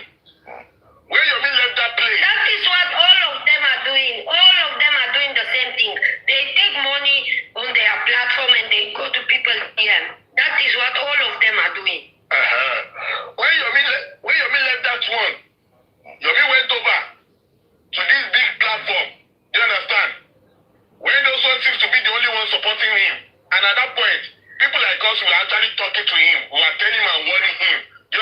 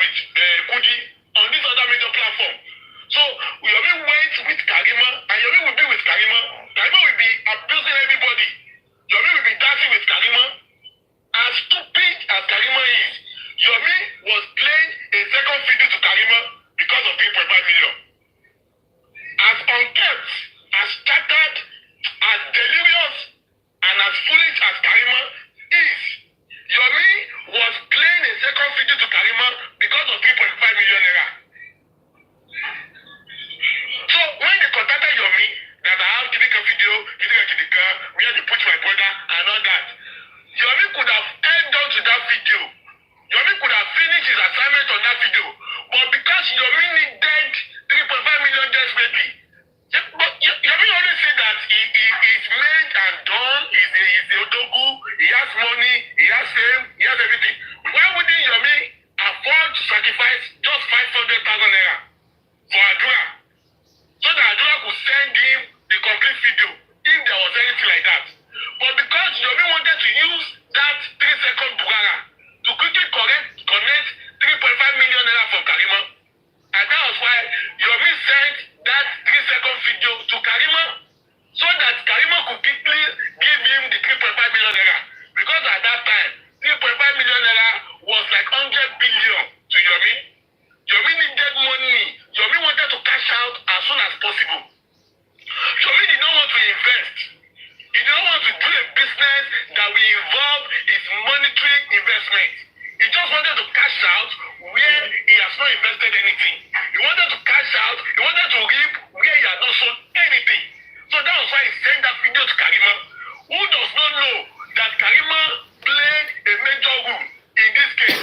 Who does not know that Karima is working for the interest of Bumisi Tadebanjo, even though they seem to be fighting on camera. Who does not know that blood is thicker than water? Who does not know that Karima will never sacrifice for me to go down for mobile stealing? No, but because Karima herself is not innocent. Karima is not innocent. God bless you. She is not. Even Yomi knows that Karima is not innocent. But when you see a selfish man, when you see a greedy man, they are always greedy men. They are always beclouded by greed. Their sense of reasoning will go on vacation. And their sense of beauty, their sense of covetousness, their sense of foolishness, their sense of Yomi sense of reasoning at that point went on vacation. The sense that was working in Yomi was that sense to collect 3.5 million naira. So he did not see anyone to send that 3-second video to. But to Karima, because he wanted Karima to give him 3.5 million naira, you know Karima was richer than Yomi. Even though Yomi think, I have the money, I made my name. At that point, Yomi accepted that Karima was richer than him. And he wanted that 3.5 million naira. That's why I sent it to him. Send it to Karima. And look at these fools. After sending that 3 seconds to Karima, this Yomi now realized that Karima was trying to play game. He now sent this same 3-second video that was blood. Nobody saw anybody there. Even the voices there were not clear. He sent it to another major platform. And the owner of that platform, after he watched it, he came to his life. He said, if you see the way they did, if you see what they did to Mohbad, if you see what they did to Mohbad, people are wicked. People are wicked. People are wicked. That was 3 Euro. 3 Euro. Another businessman. Let me tell you, there are businessmen in J4M, and they know themselves. Businessmen, it is all about the money. It is all about the money. So anything that will bring money, they will accept. Yeah. Even though they know that this thing is totally non-essential. They know that this thing is totally irrelevant. But as long as it's going to bring money, they will take it. Because that is the purpose of doing justice for Mohbad. That is the purpose of doing justice for Mohbad. Some of them, their lives have been useless. Without justice for Mohbad, they will not be able to buy brush. They will not be able to buy book. They will not be able to buy condom to even sleep with their wife. They will not be able to send their children to school. It is justice for Mohbad that is giving them all the money they are now using to support and maintain their extravagant but useless lifestyle. Such a person was the person who Yomi sent the 3-second video to. And he came to his life and said, if you see the way they did there, if you see what they did to Mohbad, if you see what they did to Mohbad, people are wicked, dude. And those people on this platform, they are saying, so you're seeing it, you're seeing it. Do you know what happened? Yomi just called his ring. Yomi called that platform straight and said, please, 3 Euro, please, don't talk about that video. Don't talk about it. Don't water it down. In fact, all of us were like, so this is the video. So they have seen it. They have seen it. They have seen it when they did to Mohbad. They have seen it when they kicked Mohbad. They have seen it when they were dragging him on the floor. This 3-second video is very essential. shout. Hey, all of us, we have so much expectations. So, but as soon as Karima listened to that, Karima quickly went and posted that thing on Facebook. You understand? But do you know what happened? Either Yes, sir, because she wanted to warn me. She know if she sent to me, she knows she will be cast out. So the best thing for her is to post it on social media. But do you know what happened? Either Yomi nor the 3-year-old talk about that video that was posted. So the both of them now acted as if the 3-second video they were talking about was different from the one they posted. It was when people now started asking questions. That was when Yomi now came to the conclusion where it was the video, but they were going to clear it. The floor was mobile. So Yomi did not talk about the fact that somebody had posted that video. Because if Karima had not posted this video, just me, if Karima had not posted this video, these people would have done something terrible with that video. You and I, maybe you might not be part of us, but someone like me, I would have been thinking that 3-second video was a straight cut to Joseph Obobad. So we didn't even need it. People were thinking like that. Not only you, a lot of people think like that. That is why you only get a lot of followers that time. God bless you. So we needed to even thank Karima for posting that 3-second video. Visual and auditory test. What I mean is this. We did not see anybody's face in that video. Neither did we hear anybody's voice clearly. Do you understand? So the video failed all the necessary tests to give it relevance and make it necessary to prosecute anybody. It was Karima that posted them first. Do you understand? But they were busy discussing as if that video did not have anything to do with the video in question. Until people started asking and relating it together. That's when I came about, you know what, look at the floor, look at the head. That is Wumi's voice. It was when they were trying to find him. You know, kidika. So they continue to play on the gullibility and vulnerability of the public that kept donating money to them. And they became another rally point to the enemy, for the enemies of Aloba. Don't let me deceive you, just me. There are some people that have vowed with their fathers and mothers' grave that they will never see anything good in the father of the deceased because they have failed to control him. Because he has failed to follow their advice. Do you understand? They wanted to turn that man to a puppy. They wanted to turn him into their 2-month-old baby. But the man has refused. So since then, they have drawn a line, battle line between themselves and that man. So all of them, they gathered together, and all of them are supporting this man, having known truly that there was nothing in the video. But because the plan was to antagonize that man, the plan was to see the man win. The plan was to see Aloba lose his credibility. They wanted to derail the support base of that man. All of them literally ran Yomi. It's not that they did not know that this 3-second video was nothing. Title Taylor, please, can you mute?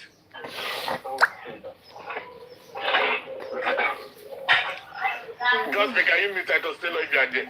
Good morning, everybody. Alright.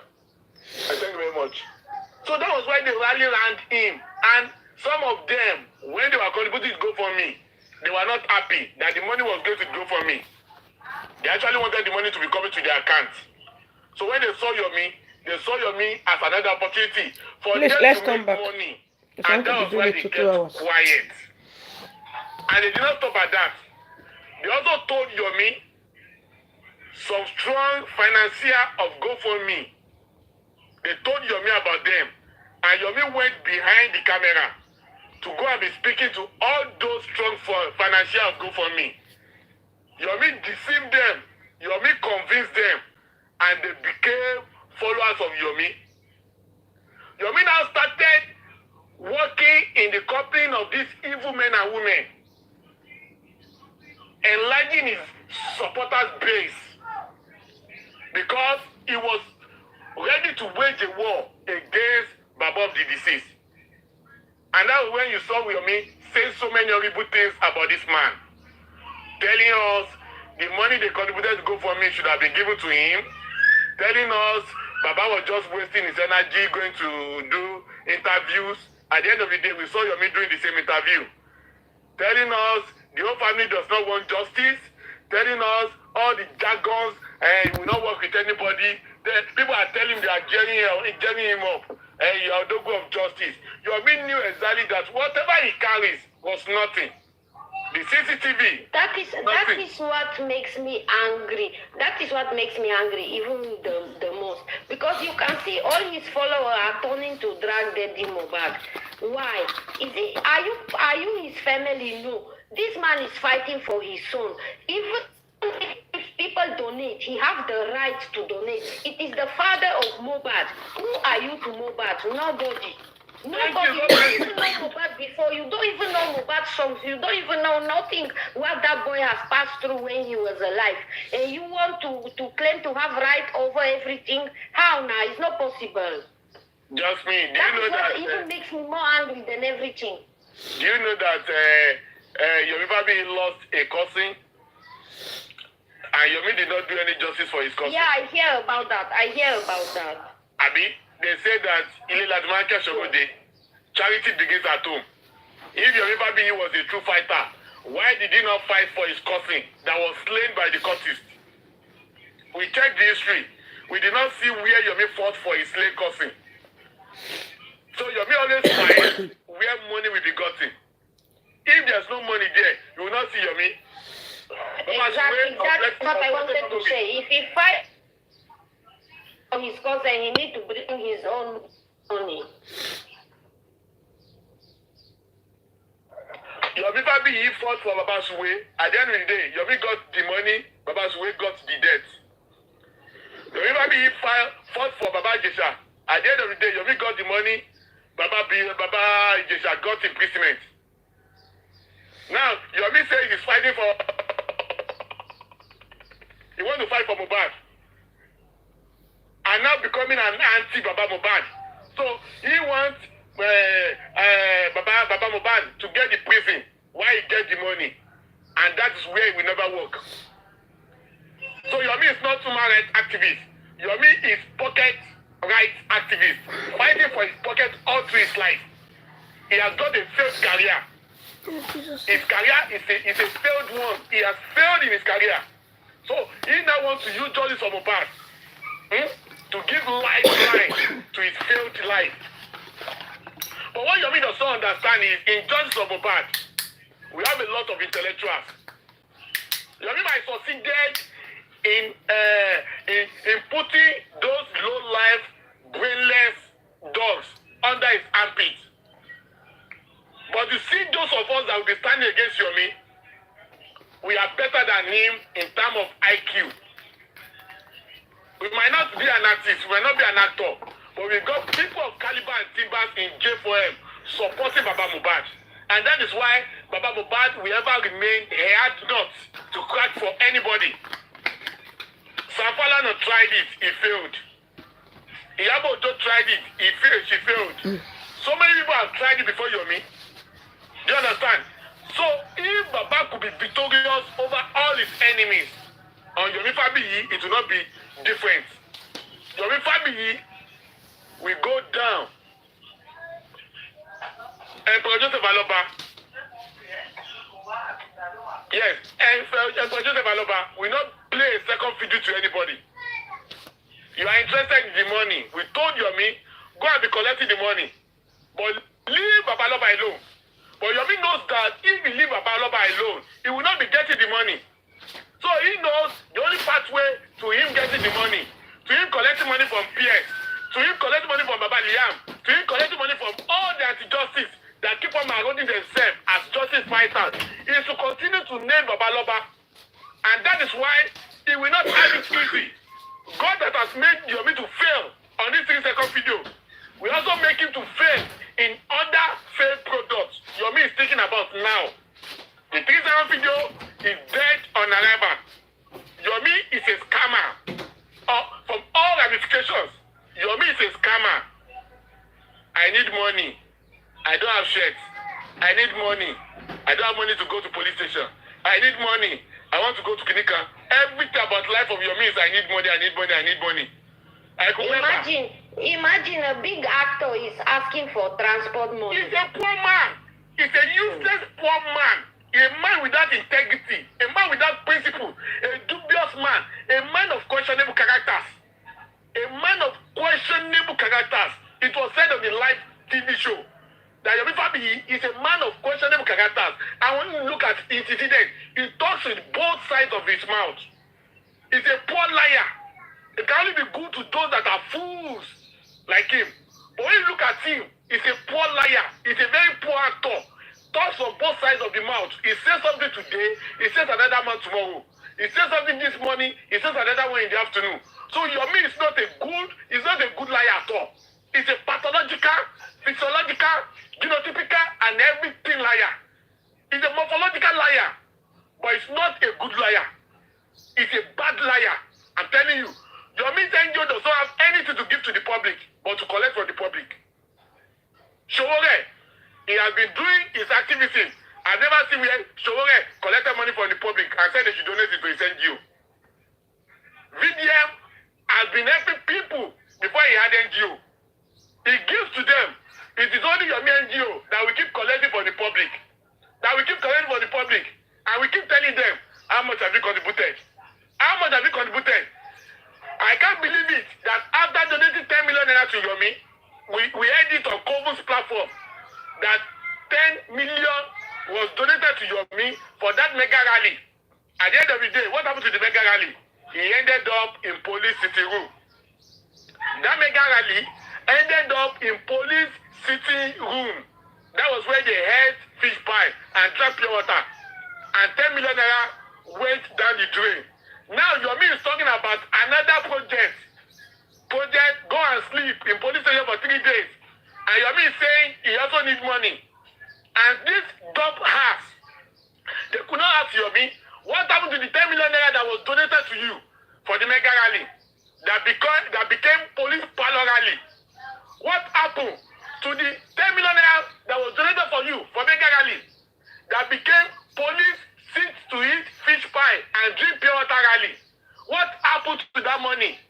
That money has gone. Now Yomi wants another one.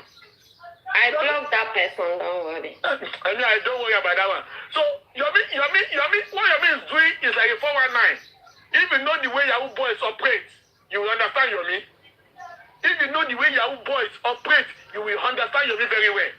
Now we have a lot of them in this justice for Mohbad. That is why it is very important that when you are growing up, you need to learn your lessons. You cannot grow up like Mumu. I can see that some of the people in JFM, they brought them up like Mumu, and some of them are not versatile, and they have refused to broaden their horizon. That even in this situation, you will always see people that want to take advantage. Yomi has taken advantage of the gullibility, of the vulnerability of people in JFM. Some of them actually know that Yomi is lying, but they will not want to cast Yomi because of their selfish interest.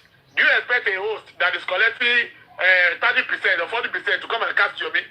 If he casts Yomi, how will he be getting the money? No, he will cast Yomi when the money ends. When the money ends, he will cast Yomi. That is when they will cast him now, when the money ends. But as long as the money keeps coming, they will keep quiet. Yomi is just a businessman. Yomi is just a businessman. All what he wants is the money. The money. And he has a few friends in the police. So he will liaise with those ones. They will tell him what to say. He will come out and say it. And that's why you see him praising the police. He will keep praising the police. Because the police, some of them, they know what Yomi is doing. Some of them know that Yomi is a swindler. Some of them know that Yomi is a blackmailer. Some of them they know that Yomi is a 419. They know that Yomi does not have anything to offer cause of justice, but a health distraction. Do you understand? If Yomi could come out to justice of Mohbad and say it was because Iyabo Ojo left, that was when he came. And Yomi has never blamed Iyabo Ojo for the role Iyabo Ojo played in J4M. You should know that it is finished. If Yomi could not see anything wrong that Yabo did, then you should know it is finished. Do you understand? So please judge me. Thank you very much for all you do. I need to develop a thick skin. Don't let anybody put you down. Stand up for what you believe. Stand up for what you have done. You are writing your own name in gold. You are writing your own name in gold. And everything you do today will be written for you in the future. In justice for Mohbad. Lady Bricky, thank you so much. So don't allow anybody put you down. Stay strong for yourself. The 3-second video is dead on arrival. If anybody wants to talk you down, talk to them down. Talk them down seriously. Don't allow anybody post you to a corner. Everybody must not get vocal. Everybody must add his or her voices. I ignored them. You know that was 2 weeks ago. I think it was 2 weeks ago. When one of Yomi supporters come and tell me I should leave justice for Mohbad for Nigeria. That is a Nigeria thing. What is my business with justice They must for be out of their Mohbad? senses. That thing pains me. That thing pains me a lot. I say, Then I realize, but me, I don't know this person last year. I don't even know who this person is. I'm here since 2023. I will not let this person make me angry. No. That is when I deactivate my account for 2-3 days. I say, okay, I leave the justice for everybody. Then I say, no, I will come back because I don't come in this justice for anybody. I come in this justice for Mohbad. And it's only Mohbad who bring me here. I don't come because I look for fame or I look for money or I'm hungry or I don't have anything to do with my life. No, I came because of more. Just be you have done really well, okay? Done really well and continue to stand for all you do. God bless you. Thank you. You are one of us, so you are one of us. Don't let anybody regionalize justice for Mohbad. Everybody that respects the life of individual must fight for Mohbad. You understand? But you will not fight for Mohbad by putting down your own account. You will not fight for Mohbad by being the enemy of the only family member fighting for justice for Mohbad. You will not fight for Mohbad by going around and be praising and be singing for the enemies of justice for Mohbad. You are doing the right thing. What you have done is just and right. Continue to do it. God will bless you. Thank you. Rangers, thank you so much.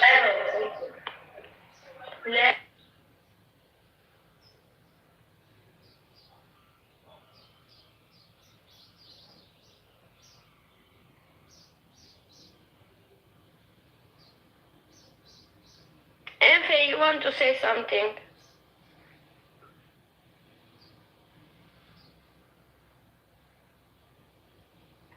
Titus is on break. Thank you so much. Thank you. I didn't plan to do live. I only want to play small music. Wait, Vengeance, let me play a song. I hope Iya Mohbad will listen this song. Wait.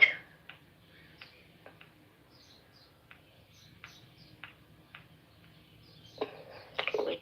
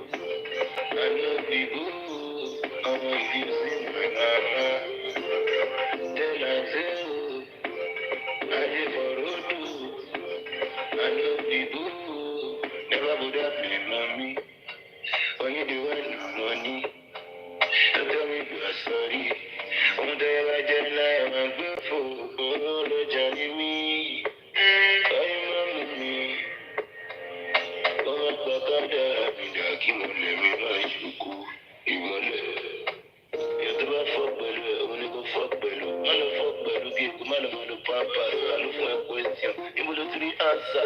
Look on Gaga, you are not Gaza. Daniel, I would you go to kiss you. She will go to the street, our ego. Go straight to the other battle, when they look at jello. About the rock, the minute of money. I know the reason love. I should like the ganja. No, the man fire. I should like money. I know the reason love. I should like the ganja. I just want my fire. It is not my fault. It is not my fault. But there's simple bless. The machine fire. It is not my fault. It is not my fault. It is not my fault. It is not my fault. Come on, if you see my mama, then I say, I did for Rodo. I know we good. Come on, if you see my mama, then I say, I did for Rodo. I know we good.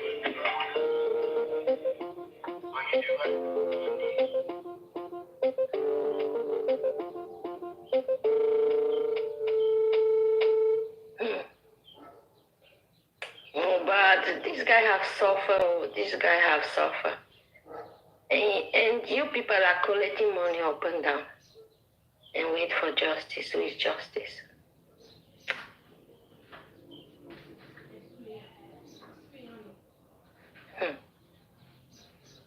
It's very painful.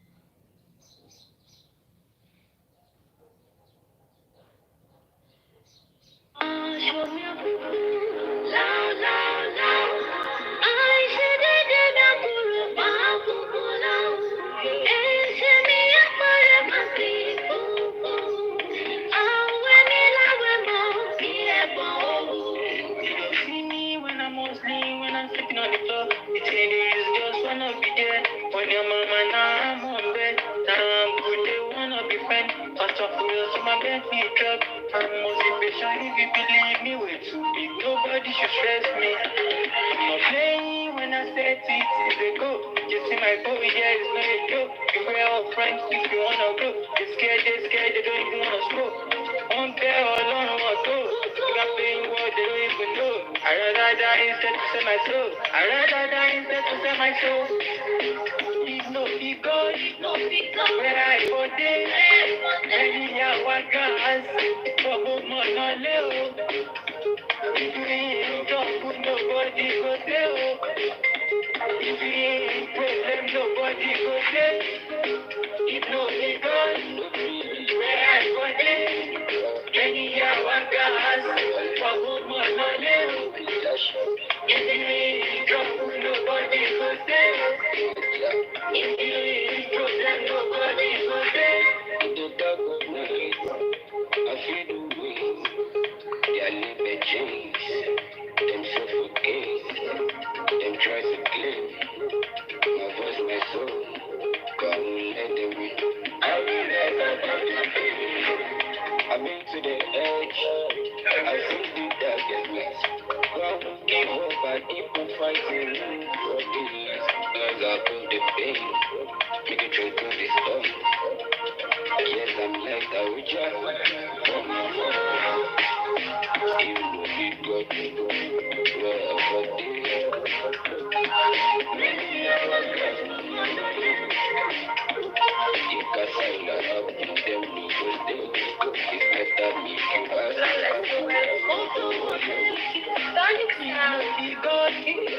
Where I go there, many hours gas, but more no little. Heavy, come on. If you ain't talk with nobody, go tell. If you ain't problem, nobody go tell. The dark of night, I feel the wind. Their liver chains, them suffocate. Good morning, Mary. Them try to claim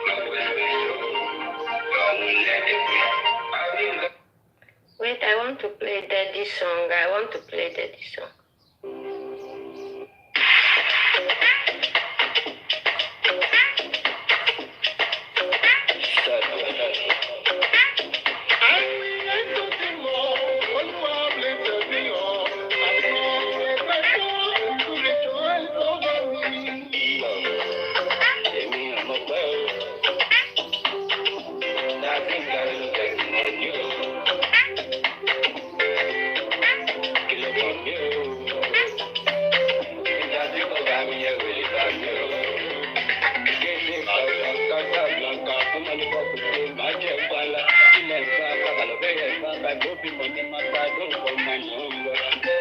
No time to check time, make me fly. Love your father, this life is full of funny things. You making my go crazy. Oh, I can't know. Just go by me, I can't know. I also know. Shape you, I share you. I love. But then you come back, I come and I never look up my people. Don't want to kill it, don't be really give up. You should be following me, go to family. I work in the big so that I never go to school. I vanish to my dad, my name is Michael guys. That time you're so financial, I'm going to take a shoe. Look on to you, Danica Pont, to go over here. That's a man, where is my home? Over me. That's a man, where is my home?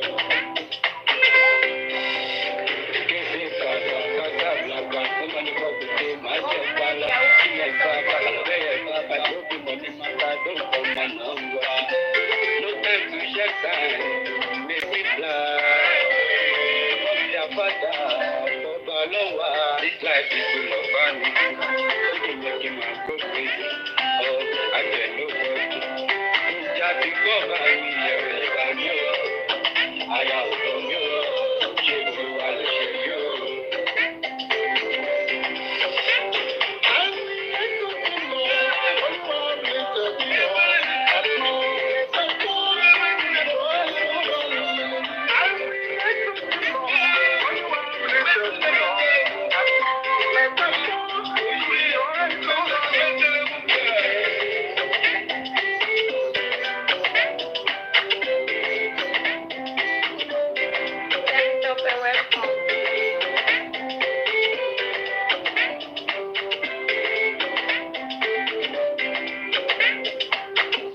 Mary, I know you was not here when I played the song, but I will play it again for you. Listen to more.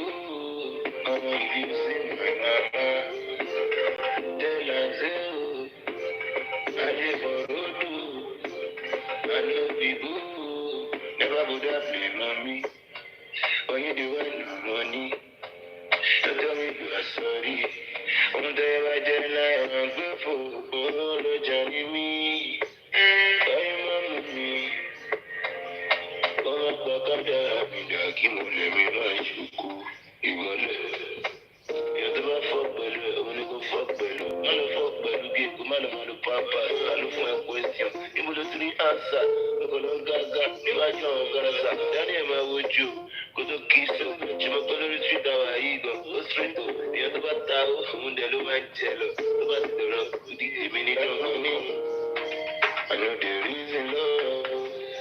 I too like it, ganja. But the man fire. I too like money, I know the reason, love. I too like it, ganja. I just man fire. It is not my fault. It is not my fault. But there's simple bless. The machine fire. It is not my fault. It is not my fault. It's not my fault. It's not my fault. If you see my mama, tell her so. I did for Rodu. I know people. Mama Mohbad, I hope you think about everything you did in this justice for Mohbad and you come back to your senses that you lost a son. And this son you lost, he loved you so much. And you have done nothing to help him. Nothing. Mama Mohbad, you are a failure. I'm sorry. You are a failure. Thank you so much. Thank you. I will end the live because I didn't plan to do live. I only wanted to play music. Thank you so much. Thank you. I mean, I will do live in the evening.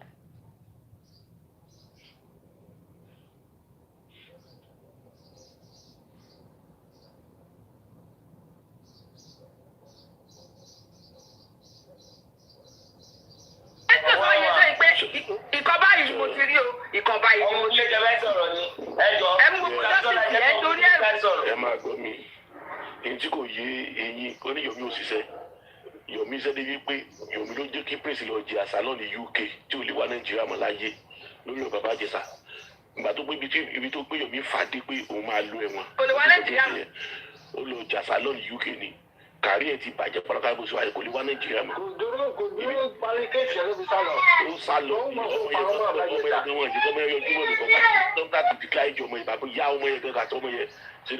yọjú síta mọ́ ibi tí Yomi fàdé bọ̀ àwọn tó wá ń sọ pé Yomi ìṣẹ́ lórí tí Mohbad náà ẹ̀yẹ lọ kọ́lẹ̀ lẹ́nu tí bàbá Mohbad kò bá lọ jàsá náà díẹ̀ ló máa kù. wọ́n máa padà jẹ́ náà ní tẹ́lẹ̀. wọ́n máa padà àwọn náà padà sákòlẹ́jà lọ jàsá náà ni.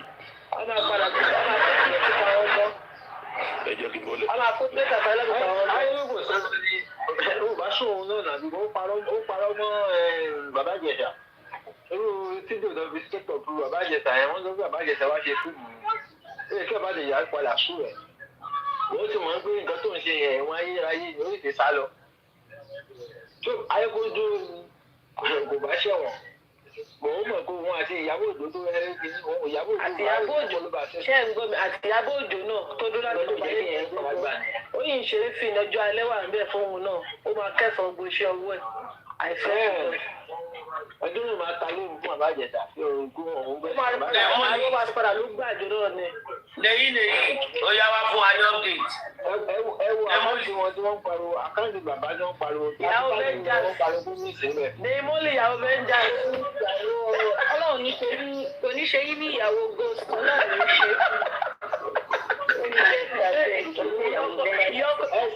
yọkọ̀ náà this comfort your contact your ex-husband. ẹ jẹ́ ká mí òtítí ní mú sí. but never my husband where I marry abeg you no follow put. This is going viral. Everybody is saying my ex wọ́n ní mọ́lì tó ní frame. mo kú KD fashion mo gbé fún láti January ó yẹ kó dá padà see my life now KD fashion I put it for this guy it is well but wọ́n nítorí wọ́n ní mo ṣe àgbèrè I get belle again go born in February so they no take me back so since January Lati divorce.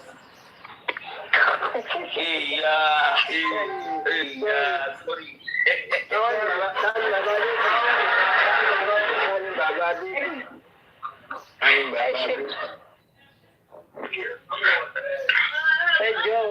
Notice if you know say your BP dey high no come TikTok o TikTok no send o, no get joy o.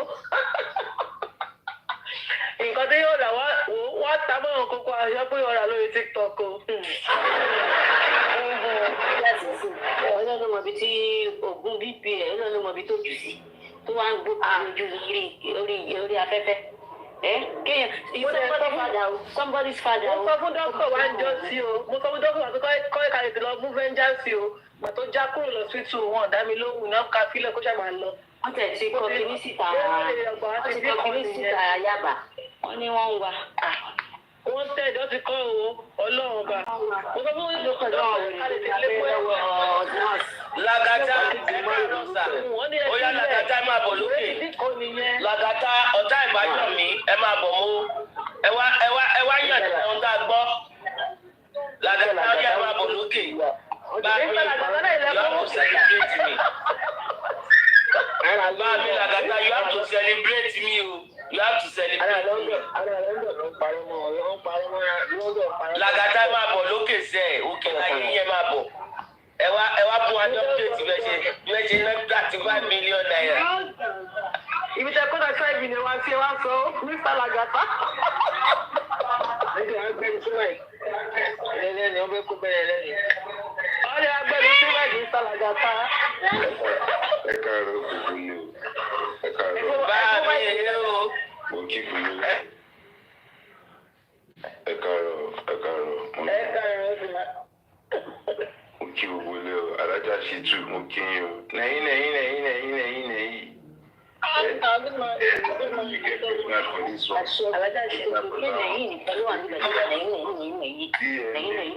DNA is a must. First lady kí ẹ síbẹ̀ mo kí gbogbo ilé o. Boss lady níṣẹ́ mo kí gbogbo yín o. Sisters àwàkárí tú àbíkílẹ̀ pé láyé. Just ignore that name. Just ignore that.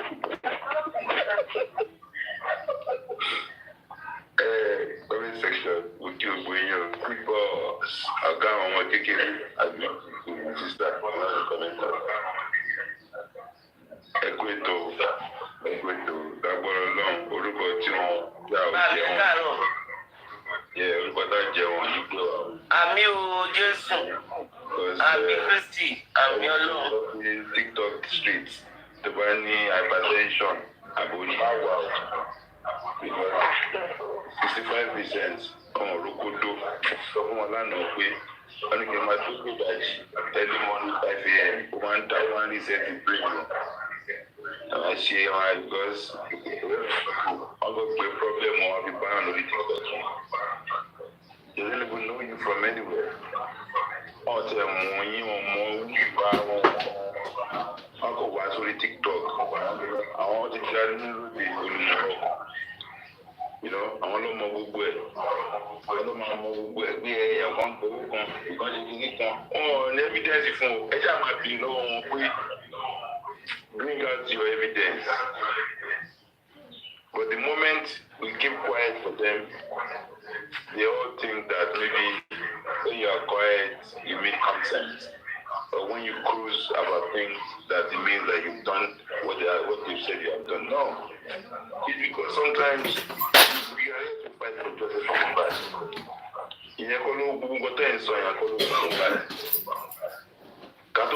TikTok, we have life that we all live. We have everything fancy. We will tell about our TikTok. I'm a la piu piu. I'm a ganusi. I'm a chifaji. I shake it. I shake it.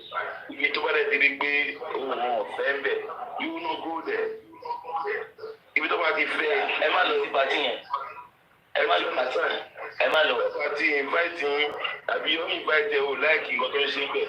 Live there. It's simple as that. Go for job, for anything.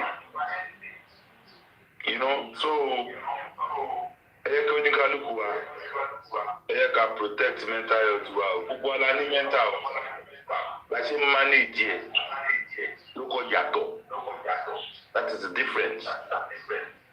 So ẹ ká protect mental health, whether you fight or you don't fight, whether they abuse you or they don't abuse you, whether they push you or they don't push you, we will get justice from above. and bàbá ìyálà ìyá anybody kọ́ ló ra phone àti data of anybody pé kó wá sórí TikTok kó wá jà. No, it's choice. It's our choice. So every TikTok every justice every guinea con don't listen to all of that. What matters most is your conscience. Your conscience. Though sometimes it might be wrong, sometimes it might be right. So, kò sẹ́ni tó perfect. Ní gbogbo láti gbàdí justice ti bẹ̀rẹ̀, a lè ráwọn tó ti ṣì sọ, tó ti sọ àwọn nǹkan tó jẹ́ kó sọ, wọ́n tó padà wá. Irọ́ àjọgẹ̀dẹ̀ ni o. Ṣé are we monkeys? Did anybody hold anybody responsible for that? No. So, this justice, every single day, things will continue to change. Because change is the only constant thing in life. Today, it might be raining. Tomorrow, it might be sunny. And next tomorrow, it might be snowing. It all depends how the day will come. Only the dancing, calling me, Tomisco knew, Tomisco, Ojiri, Joton Pamubad, Ori picture of Queen Lowo. You know, we will all go to Tomisco's page and go and see. Because we want to know what happened. Because the 15 people, or the people that were in the house, up until now, nearly 2 years, could not tell us what happened to Mohbad, how Mohbad take by. They can't tell us. So, and we know that something is not right. And we know that some people has this evidence with them, one way or the other. Because kò sí bó ṣe lè jẹ́ ìjọ tí Mohbad kú yẹn ẹ̀yàn kó máa ṣe fídíò ó lè ṣe fídíò guarantee CCTV gbé wọn inú ilé yẹn. As a matter of fact, video was sent out on that Monday to certain people.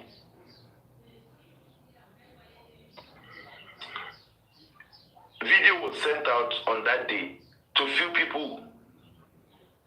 Because at the moment that thing happened, shock, awareness, you know, before they now say, why? Can the body master video go consider yeah, I do. And they started planning their strategies, started writing their scripts. And no matter what, Lati, Aloba, tí Aloba bá fẹ́ lọ jalè nílé èèyàn ẹni tó fẹ́ wá jalè nílé kò ní mọ̀ pé àwọn Aloba ń bọ̀ nílé òun right àwọn Aloba dẹ̀ máa plan pé okay bá ṣe máa wọlé lílé a máa gbẹ̀yìn wọlé a máa gbòkè wọlé a máa fọ́ fence a máa fọ́ kíní kan a máa mú security a máa so mọ́lẹ̀ kí Ọlọ́run máa gbà wá lọ́wọ́ àwọn tó ń ṣọ́ wa tí àwa ò ṣọ́. So, on that day, they all have all these things there. Mo mọ̀ pé nígbà láti kò bá tó láti ṣù ìdímàlà. Tọ́lọ́run bá lóun ti dé pé justice yìí sẹ́ ẹni tó máa tó àṣírí lélẹ̀ mi ó yá bẹ̀rẹ̀ sí ń kà lọ ṣe live show ó bẹ̀rẹ̀ sọ fún everybody pé I'm tired o this is what happened o. Ẹ̀rọ gbọ́ lọ́run ò lè ṣe ni. Ó lè ṣe now, he can do it. So, I strongly believe that when the time comes, this justice will come on a platter of gold. And it's not going to be,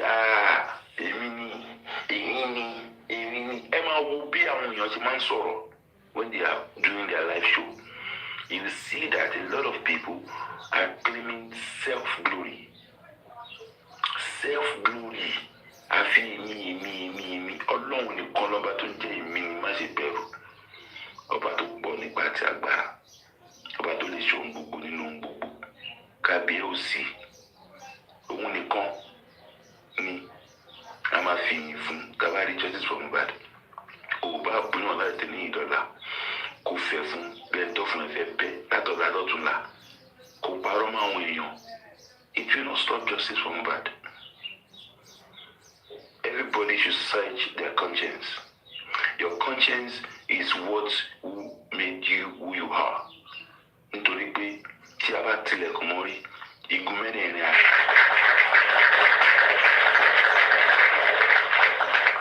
Tá a bá tilẹ̀kùn mọ́rí, igun mẹ́rẹ̀ẹ̀rin yàrá wa. A máa tú èrò ara wa pa pé nǹkan tí mo ṣe yìí ṣe mo ń ṣe for the right thing. Tẹ́lòmí ò ní bẹ́ẹ̀ rí, ẹlòmí ò ní bẹ́ẹ̀ gbọ́ sí. Ṣùgbọ́n gbogbo ẹ̀yin tẹ́ ń ṣe ibi nínú justice for Mohbad yìí pé ká má rí justice a máa dàrú ní tẹ́lẹ̀ mọ́ lọ́kàn yín pé nǹkan tẹ́ ń ṣe yóò dá. Ọlọ́run máa bí yín, àràbí á béèrè lọ́wọ́ yín. Because mi lórúkọ Jésù. Because ìwà tẹ́ ń wù ẹ máa wù wá bí ẹ̀ẹ́dẹ̀ tún máa jáde síta ẹ̀ẹ́dẹ̀ tún máa ṣe nígbà tó yẹ pé ẹ̀yin lẹ́ ń ṣe dáadáa ẹ̀ẹ́dẹ̀ máa lo words ní again ẹ̀ máa tún sọ bẹ̀rù Ọlọ́run mọ̀ pé kẹ́kọ̀ọ́ máa búyàn kẹ́ máa ṣépè kẹ́ máa ṣe gbogbo ẹ̀ fún yàn lásán. It's a bad thing in this justice for Mohbad. It's a bad thing. It's causing distractions. Èyí tó yẹ ká fi máa pe àwọn tó ń fight wa àti wọ́n ń bá ara wa àti wọ́n ń label ara wa pé anti justice anti kìnnì kan B justice B justice A ẹjọ́ ta ló ń pín ife nínú justice for Mohbad ten segregate àwọn olówó ń jà fún justice àwọn olè ò jà fún justice ten pín ara yín láì ṣe mí láì ṣe àwọn kan tẹ́ wọ́n jà fún justice for Mohbad. Ẹ wá sọ àwọn ẹni tó ń ṣe dáadáa nínú justice ẹ wá sọ wọn dẹni búburú nítorí pé you cannot boy me like you are boying some others. You are paying, you are giving money, you are sending money to. I keep saying in gbogbo gbogbo wa lè máa host ká máa sọ̀rọ̀ nípa justice for Mohbad ká máa fi dìbò dì lórí happy. Oníkálukú mọ ìwọ̀n tó wọ̀n kọ́lọ́n kan máa bàrẹ̀ ayọ̀ wa jẹ́ ni. Because èyí tó bá ti fún mi lówó nínú yín pé làgàtà gbà lọ fi jẹun gbà lọ fi ṣe kíní kan Ọlọ́run ò ní jẹ́ ó dòdì.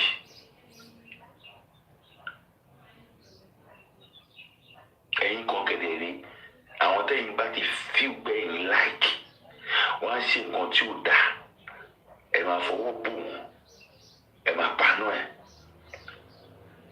Whether you correct them or not, I don't know, but it's obvious that you do that because gbogbo àwọn yìí náà àti rí ìwà ibi tí wọ́n wù ní justice for Mohbad. Ẹ̀yin kan lẹ gbowó rent, ẹ̀yin kan lẹ gba trailer, ẹ̀yin kan lọ ra ring light fún. Àti rí àwọn ìwà ibi tẹ̀yìn wù ẹ̀yin kan ní wọ́n toast mi ni wọ́n ṣe kinní kan ni. Lẹ́lẹ́ rí bá wí àìmọye nǹkan tẹ́ ti ṣe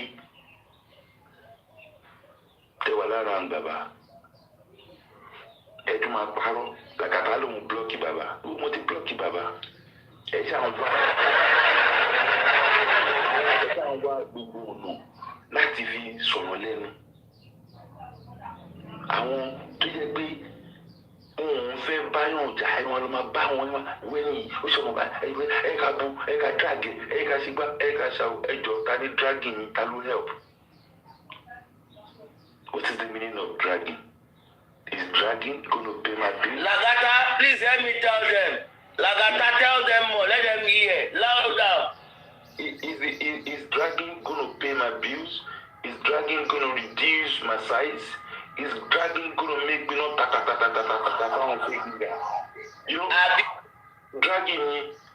Ìkọ́ ẹ̀kọ́ tẹ̀ kọ́ ṣe àràbò ìbanilórúkọ jẹ́ ni ṣùgbọ́n tọ́lọ́run ò bá bà lórúkọ jẹ́ kò sẹ́dá láyé tó lè bà lórúkọ jẹ́ because you know what àwọn tó mọ̀ mí tó mọ̀ wá tó mọ̀ oníkálukú ládùúgbò wọn nílé tó ti jáde wá wọ́n mọ̀ pé olórí burúkú náà wọlé ìsọkúsọ ló ń sọ. It's okay not to like somebody but don't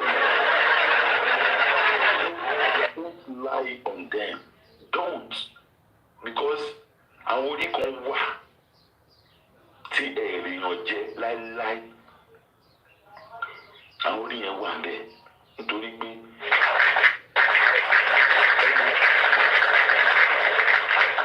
Almighty God will hold you responsible for those kind of nature, for those kind of creature, for those kind of people.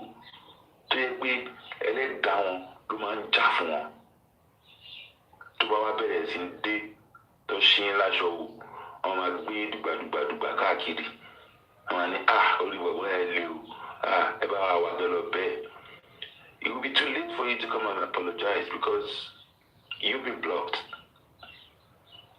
You've been in the prison. So maybe in that prison, because I always check on you lot, all the people are blocked. I go there and I will look at them, make sure they are eating, they are feeding well. Sometimes I even give them updates in my block list because they are prisoners. They are mad people and that's where they belong. But what about the work by treatment in prison to one to take everything to alright? I might decide to unblock you if you realize your mistakes. You know, I check on you once in a while. They come. I'm not checking. So let us focus. Distractions. We all know that all this is normal. You know. And two mommy, Timothy Dagba, Timothy wa. Oh, Mawajo sorry TikTok. I want to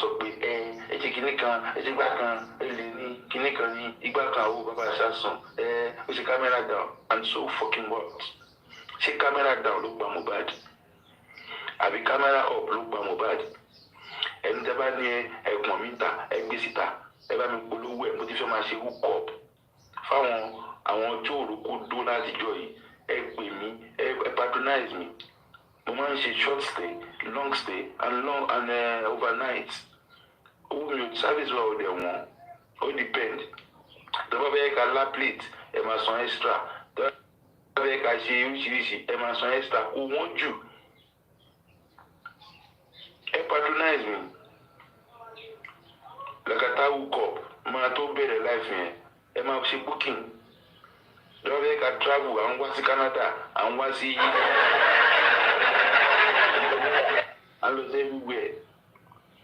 Ẹ bá wa ní Imoli ní assistant kìíní mi, ẹ wo ní booking secretary, ó bá ti gba booking, akọ̀sọ̀ fún mi pé lágbàjá ti book o, so akọ̀sọ̀ send address àti flight ticket mi, ìní dẹ̀ máa lọ síbẹ̀.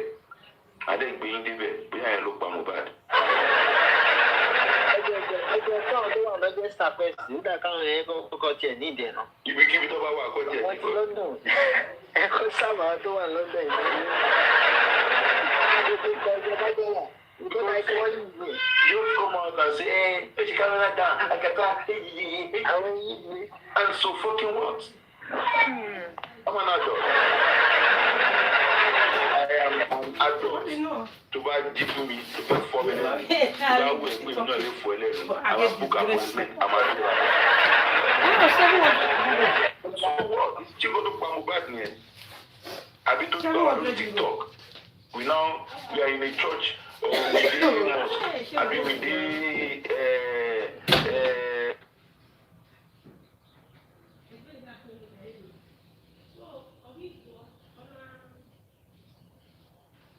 I be church lawa, I be Mecca lawa.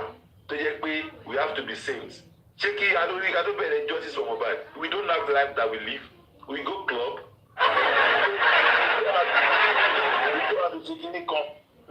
Before TikTok, I remember there is something called house party. Nígbà tí corona inquest, corona inquest. Nígbà tí corona jáde nígbà yẹn, tí lockdown wà. We have house party that we all Lagata, kò wá sí kankan lọ́pọ̀lọpọ̀ báyìí ju justice lọ. Corona ti da corona inquest. COVID lẹ́fẹ̀ẹ́ sọ àbí? Ìgbà COVID àbí? Sorry, COVID-19. Corona, COVID-19. There was a lockdown where nobody can go out. Everybody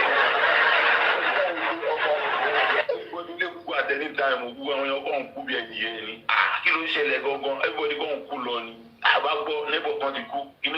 We are all worried, sick.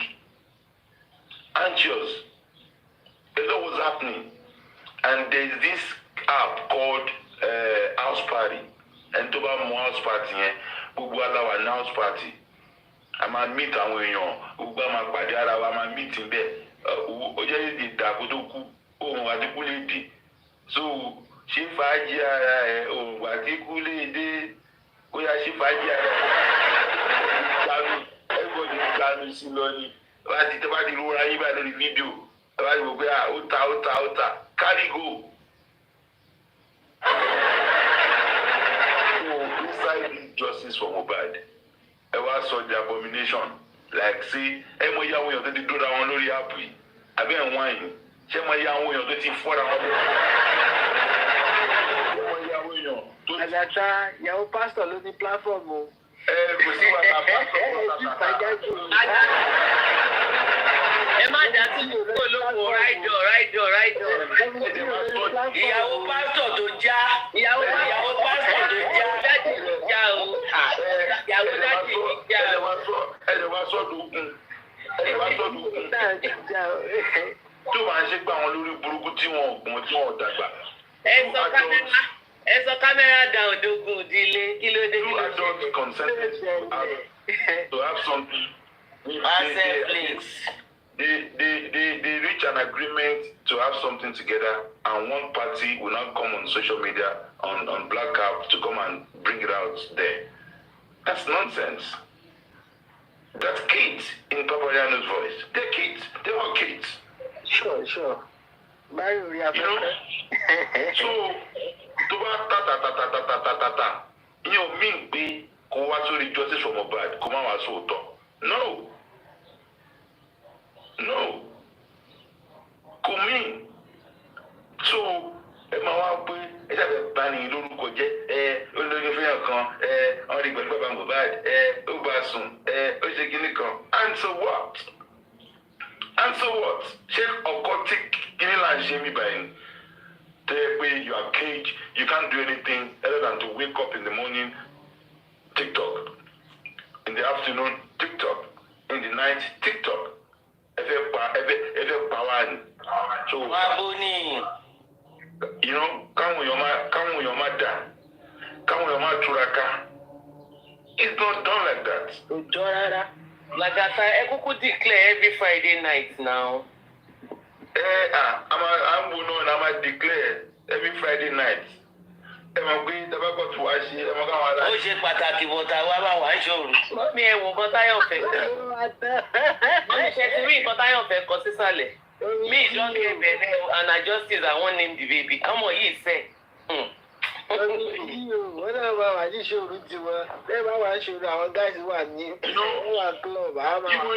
Even we are aware that work not play make a jag a dull boy. We take this justice, this life too serious. Whereas you can sleep tonight and then wake up tomorrow. Anybody that have slept last night, that woke up this morning, it's by the grace of God. Do not forget that. In a day, how many people are dying that sleep and not wake up? And you will wake up, and the next minute you want to do to defame people. To lie, to say things, to say ill things about people, because you are injustice for Mohbad. Do not forget that whatever you do, you use justice for Mohbad. Yeah. Apart from that, I mean, some of them are going to ṣẹlẹ̀ sí nítorí pé jápátá ara yín ẹjọ́ àgbébẹ̀gẹ̀ fọ́ra yín lẹ́nu fọ́ra yín lẹ́nu. You understand? But today that you're spoiling people's name, you are doing a rapport for them, you are saying that you don't even know about the person, things you don't have evidence for. That's the Baruch and not yet. Almighty God will ask you and you will give account of it. Don't worry. Amen. Amen in Jesus' name. ẹ ṣe gan mo yẹ junior tí bá sọ̀rọ̀ tí mo ṣe gan wo app yìí máa blow ni. Kò sí nǹkan tó blow Lagata mo fẹ́ béèrè question kan. Lagata àbúrò mi. Ẹ má ti lọ. Ẹ dúró ní. Ta ló ní question tó fẹ́ béèrè lọ?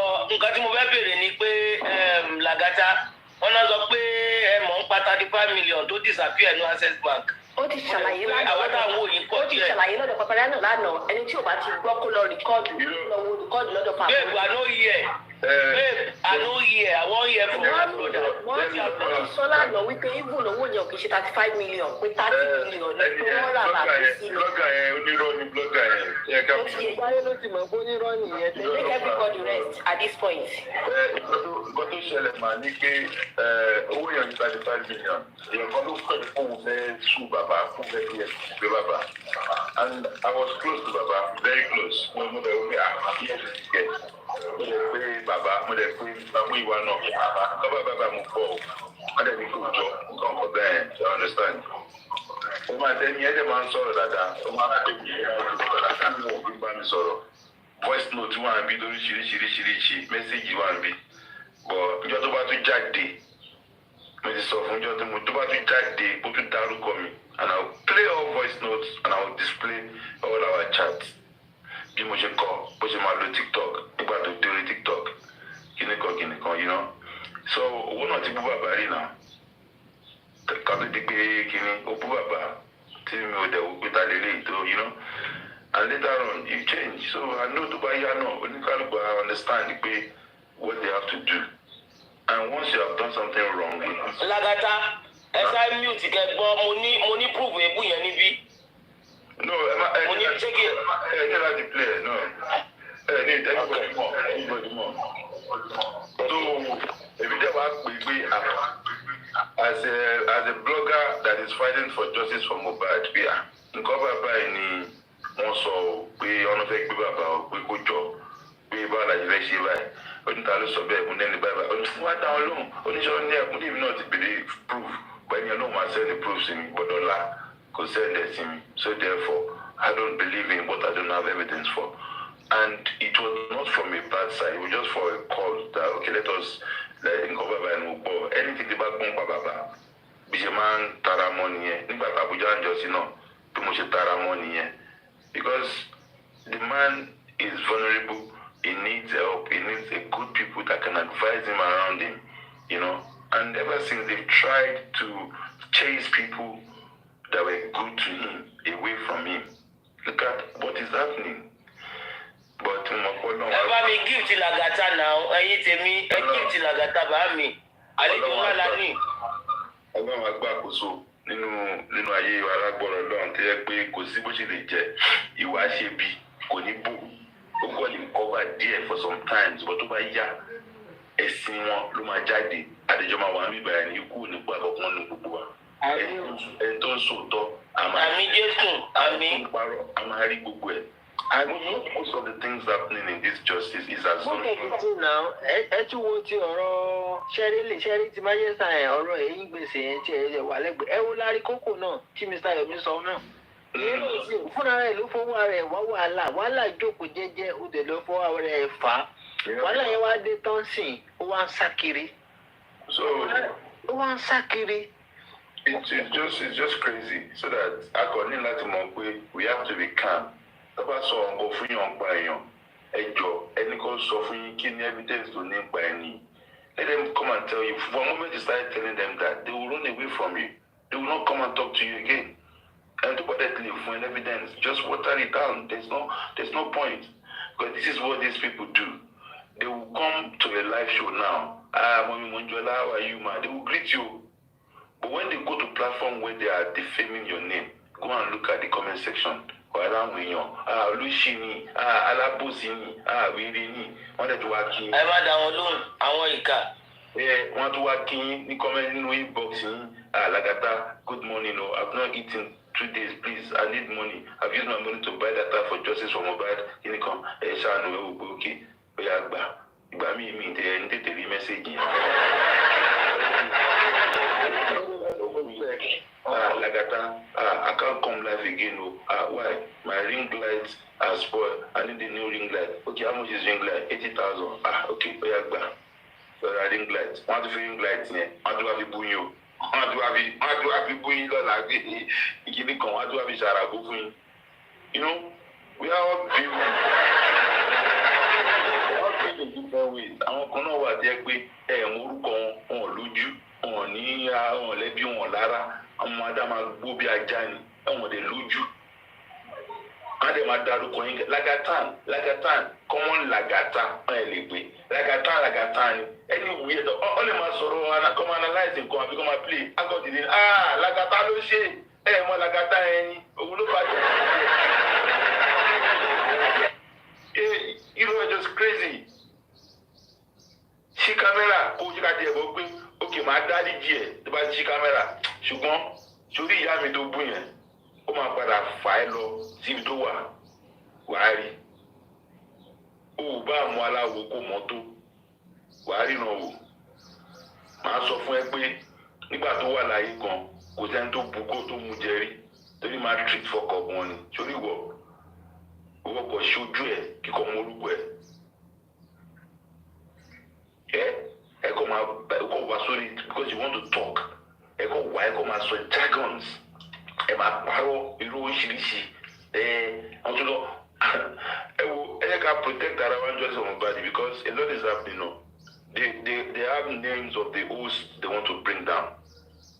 Àtẹ̀ntó máa ń sọ̀rọ̀ mo ti sọ̀rọ̀ yìí láti bí 3-4 months ago and it's happening. Ẹ wo forces tó fi wá bá Bùdá Lati. Ẹ wo forces tó fi wá bẹ́ mi bẹ́ẹ̀ ṣe bá nàá ìmọ̀lẹ̀ bẹ́ẹ̀ ṣe bá Arífá. Ṣé ẹ̀yin nìkan lẹ́yìn ṣe right thing nínú justice for Mohbad ni? Nobody is above mistakes. Then bá lẹ́yìn tó ṣe mistake ẹ pera wa nǹkan báyìí ẹ yanjú ẹ má ṣe bẹ́ẹ̀ mọ́. Nna say I must go down one soldier down 3 soldier down kìnìkan down. You know, and a lot of secrets even among justice fighters. Ó wà ń bẹ̀ jẹ́jẹ́ ní ọmọ àjókòó táṣìírí wọn máa tún síyàn lọ́wọ́ tọ́wọ́ tí wọ́n mọ̀ kó láṣìírí yẹn lọ́wọ́ wọ́n máa fúlé àtàkì yẹ bí ìwọ́sẹ̀ a máa búlì ẹ̀ ṣùgbọ́n já pé erin lọ́mọ Lagata wá kéré inú ayé ni go and check my record go and check my record lásùlẹ̀ mi lọ ìgboro dẹ̀ ní mí mo wà nú ayé gidigidi láti lè ní láti kékeré. So ìgbòho láìpẹ́ ìgbòho ẹ̀rẹ́ ṣe kinní kan ó máa bí kẹyàn ọkùnrin láàrin yín tó lè jà kakọ̀ pàdé ká fúnra wa location kakọ̀ pàdé ibì kan wà láìdàlà ẹ̀ máa kọ̀ gbé fún yàn kọ̀ọ̀kan bá wa ṣe live show máa nù mí ìfẹ́ mọ bí kan ti fẹ́. Akọ̀ wá sórí TikTok ó lè ní ó ṣe kámẹ́rà dáa ó ṣe kinní kan ó ṣe gbá ó ṣe àwò jọ tó bá sùn àgọ́ gbọmọ kan sórí TikTok àdé máa lára wa àdé tàn kámẹ́rà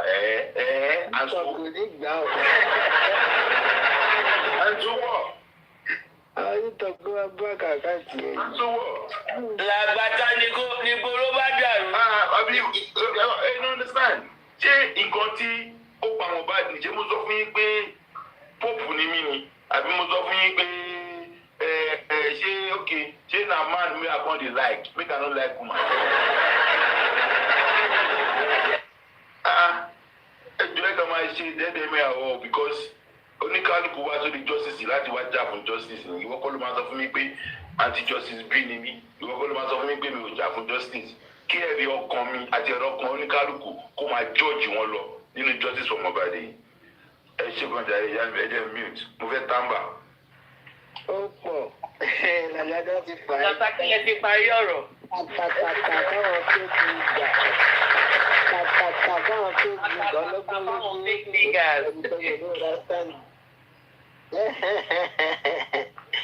ọlọ́gbọ́n ló yé àwọn òmùgọ̀ nìkan ní olè understand tó ṣe ń lọ.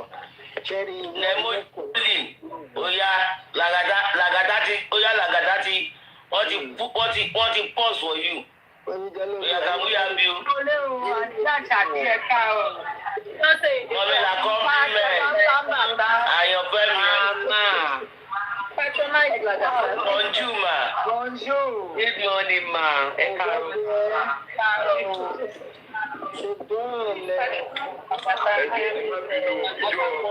Ìjọ Sunday ọ̀la ni géèmù lẹ́yìn mo lè ẹjọ́ tó yọ lọ́n kó tẹ̀ sí kí ewé dúpọ̀ nǹkan ajẹ́ kó rẹ̀ táìmù wo nìyẹn ẹ̀ka support náà yín lọ́la ìjọ. Ó tẹ̀ jẹ́ for rírò wá jẹ. Táìmù wo níbo ni?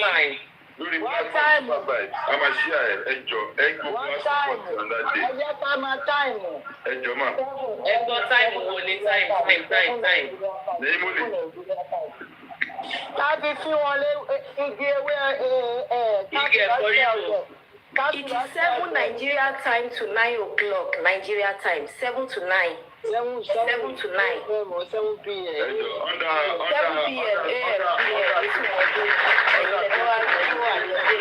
p.m. Kí n ti yẹ̀ ní sùn ọjọ́ ni èwo ni ẹ̀ ń bẹ̀ wá kiri. Nigeria and UK time, you will just be available 8 o'clock. You say that's where they ring bell. Báyọ̀ lọ ṣe mọ̀ pé táìmù kan là ń lò pẹ̀lú Nàìjíríà. Kò sí máàpù ni àbí kò sí aago àlágo ní Nàìjíríà. Ẹ̀yin nìkan lẹ láago FaceTime kò yín bí tàwọn ará ibi tá a mọ̀ tá a gbọdọ̀ dàrú. Táìmù wọn ẹ̀jẹ̀ chéjì ní tẹ́lẹ̀ àlò táìmù kan náà. Ẹ kú ọdún. Ẹbí lọ́wọ́ yà jẹ bíbá táìmù. Lágàtà ọmọ mi tí mo train ó yá wọn lè gbé Gẹ̀ẹ́sì. Wọn lè gbé Gẹ̀ẹ́sì. Wọn ní fẹ́ kú. Lágàtà jọ kí ló ṣe tó fẹ́ fi tábà ìyẹn ní Ọ̀nẹ́ni tó ní TikTok gift. Ẹni tí ò bá ti ní TikTok gift yìí kó lọ sùn. Tó o bá ti lè sùn béèrè àkáǹtì send owó ẹ ta ló sọ pé òkè láti yẹn àtàṣàbí tẹ́mọ̀ pátá náà mo ti ń fi gèlè níwé nǹkan. Má bú mi. Mo ti dákẹ́.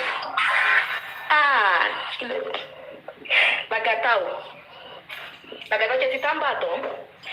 Lẹ́bi jẹ́ tí wọ́n rọ̀ sí òṣìṣẹ́ bá pọ̀ láti fi wọ́n fún ẹ Ta ló pọ̀ nǹkan bẹ̀ yẹn? Àyànfẹ́ ni. Èmi ni mo fọ́kọ̀ bù mẹ́ máa wọ̀. Ta ló pọ̀ nǹkan bẹ̀ yẹn? Èmi ni. Owó gọdọ̀ sọ́lẹ̀ sí tábà yẹn nìkan. Ṣé wíkẹ́ẹ̀dì má jẹ́ kí wọ́n rò sí wèrè yẹn pọ̀ mí o. Má jẹ́ kí wọ́n rò sí wèrè tó ń pé kiri yẹn pọ̀ mí o. Stay weekend láìkí wá rò sí tiẹ̀. Ike ewé mi ni. Mọ́mídọ́lé Olúwa. Yes sir. Ṣé ẹ rẹ́jì láti sin Lárí Kókò lọ sẹ́wọ̀n? Àìrọ̀ o, ìyàwó dádì mi, kí ló dé ṣẹlẹ̀? Ẹ̀wọ̀n ẹ̀ ó ti ní lòdì lọ́wọ́. Ẹ kí ló wá dé tó ṣe kọ́ ọ̀nà máa ti ṣe bébì yẹn? Ṣé Lárí Kókò báyìí? Kí ló fi ṣe? Mọ́mí ẹ̀ dúró. Ṣẹ́rí Mr. Tunisco, we need to be honest with ourselves.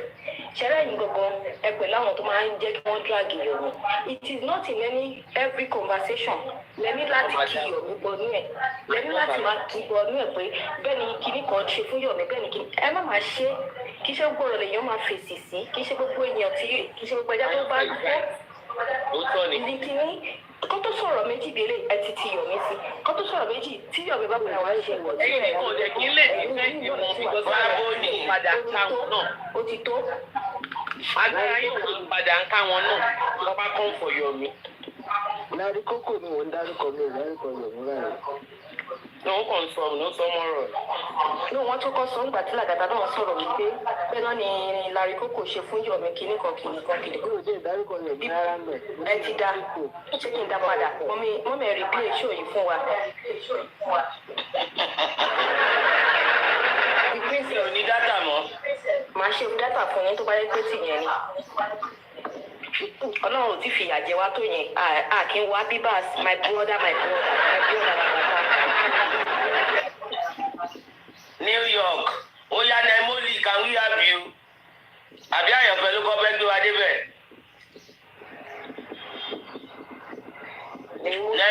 Naimoli ń jẹ breakfast lọ́wọ́. Kí lẹ fẹ́ kí n gbé yín lọ sí? No go lost. You no lost now. Ó yá bẹ̀rẹ̀ láti update. Níbi tó bá ti gbé wá. Ìbéèrè lọ́wọ́ Naimoli pé kí ló rí sí voice Bukky Jesse tẹ́ play yẹn. Ó dà ń gbọ́ kí lẹ rí sí voice Bukky ṣé kí n tún play kẹ́ sọ̀rọ̀. You want her to replay? That old one. Yes. Yeah. For me, I just feel that 2023, a lot of you were crying. You were still crying for months. You were still shattered. Now imagine the person God that is the real father, how to react. I don't know how to tell people how to react. But they tell us this is that. I will based on what they express. But please go ahead and do it.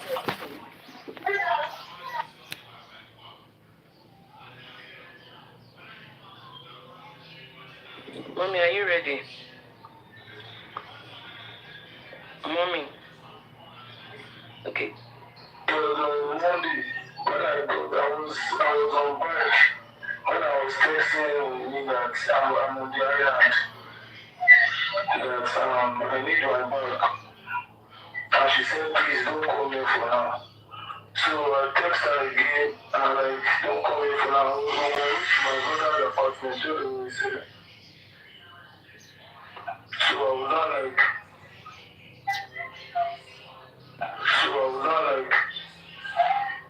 and I'll need my clothes, I'll need some stuff in the bag. So I texted me that I need my bag. So she did not reply. So I was like, I asked my director, what's wrong with these people? Why would you tell me not to come here for now? Then I have lifestyle number. So I texted lifestyle too. Also lifestyle. Please, I need my bag. And my director's stuff is in the car too. How can I get it? So lifestyle said, okay, I will check it for you. So lifestyle, after like 10 minutes, lifestyle. Have you got my bag on my director? He said, yes. I have really got to my house, but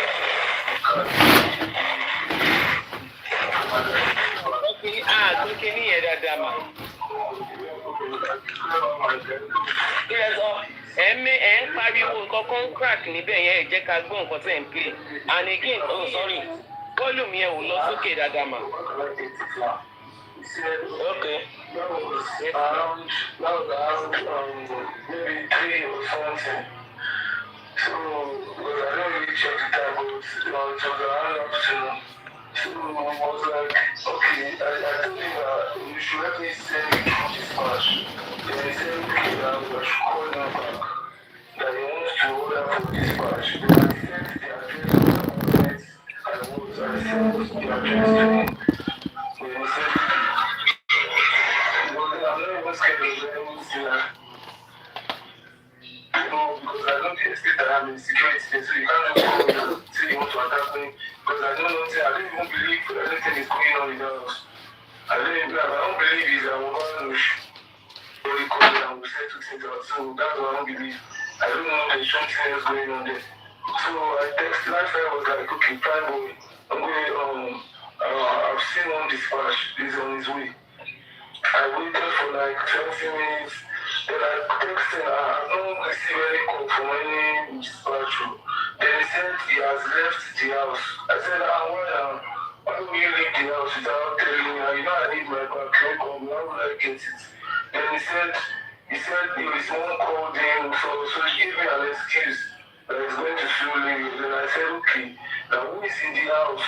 If I can get my bag for me. Because I know there's a lot of guys in the house. And he said, okay, he sent me OG's number. So I text OG also. Then and OG was applying for good morning, good afternoon. He's really sorry for what happened yesterday. I said, no, that's the man thing that will set it. I need my bag. So last I said, he has already told you what the bag is. Then I said I'll be sending my director down to that apartment. So they should not they should be on his way now, they should give him the bag. So then he said, okay. So I sent him my director number, then I gave my director OG's number. So my director went direct to the house. It was outside. He did not even enter the compound at all. So OG came to give him the bag outside. He did not even enter the house.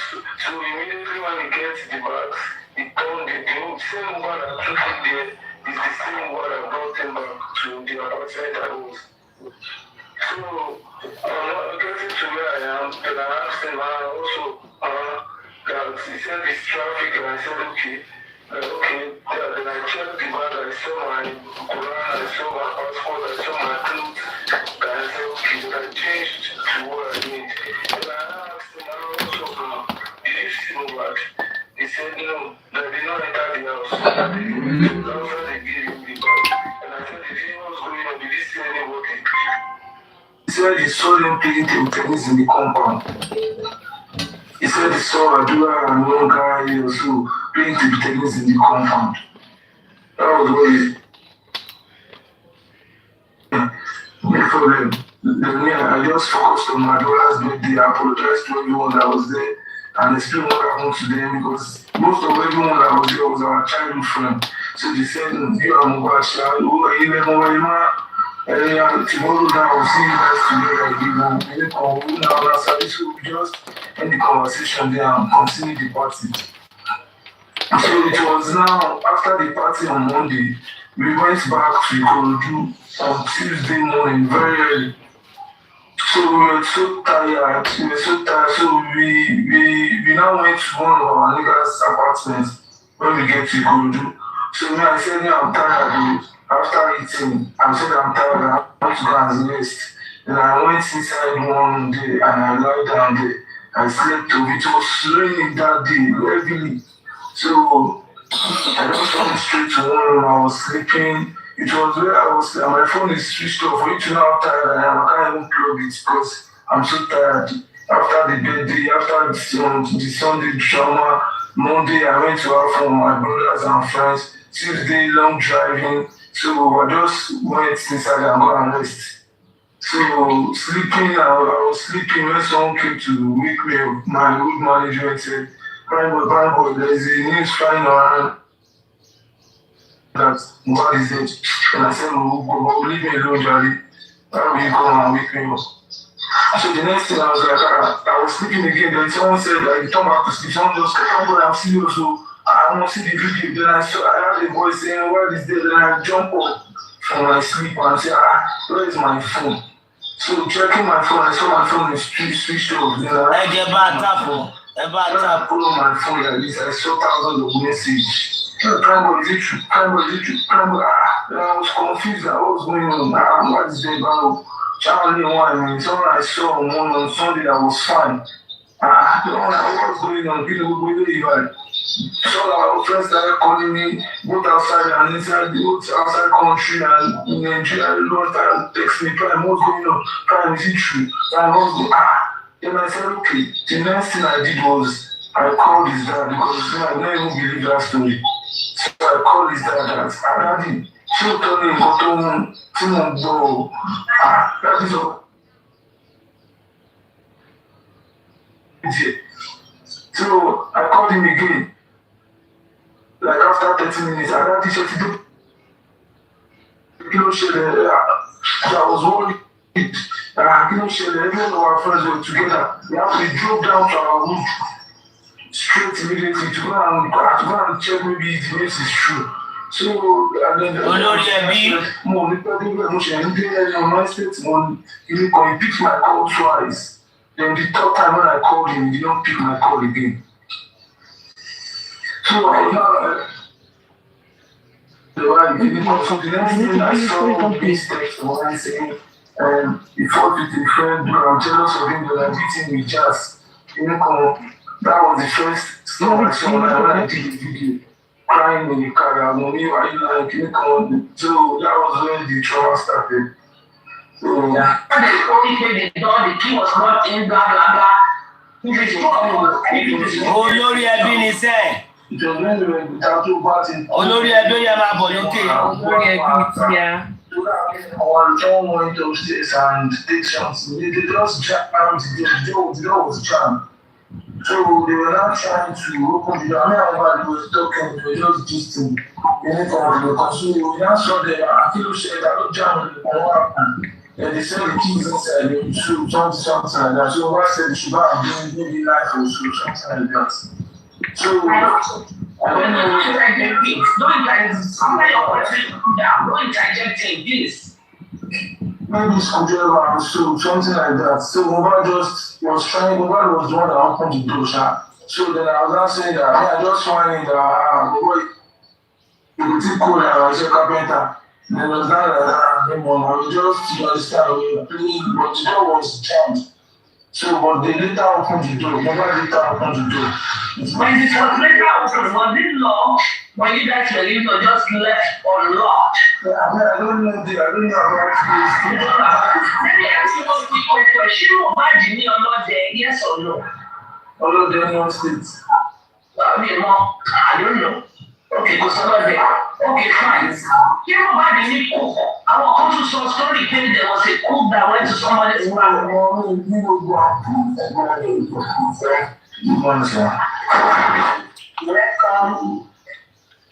Nemoli's sister realistic, so that is all about it. Could you bear along?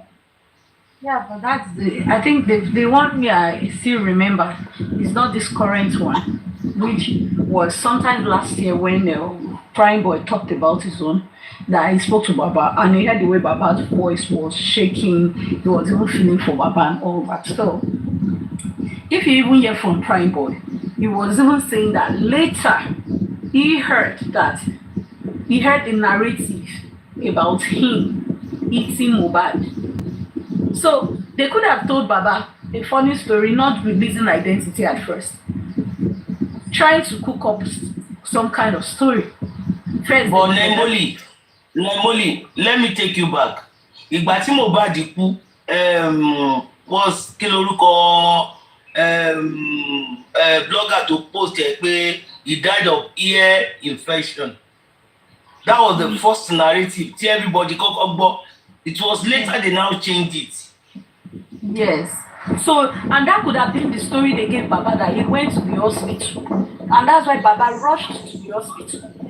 We shouldn't forget. He went to the hospital. Yeah, but Nemoli, sorry sis, you know that Baba has said this from the beginning, that the first interview, I'm not sure, maybe is it the BBC, or he said that before this whole I don't know if it was those guys, this big whatever they call his name, that interviewed him when he was wearing Ankara. So he said that he was told that his childhood friend, but what he was trying to say was like, oh, this is the fight that Mohbad and Prime Boy always fight, that's what they always do and all of that. So which means that they had told him from the beginning. So it's not as if maybe they lied to him, they didn't bring in Prime Boy, or they hide Prime Boy identity to him. That he knew that it was Prime Boy. But my point is this here: if someone tells me that, oh, God forbid, something happened to my child, and I came there and I was told that this is what, immediately as a parent, you're going to be shocked that, oh, my child is dead. My neighbor's child is dead. Do you understand? What happened to him? That's what the first thing. Oh, is this person? Where is this person? Oh, he will start immediately dialing his number back and start calling Prime Boy immediately. That's just the point I'm trying to make. Because they said that, yes? Has anybody asked him if he called Prime Boy? Because I think there was a big record later. Said he got to find out that later he said he's not Prime Boy. That how do I put it?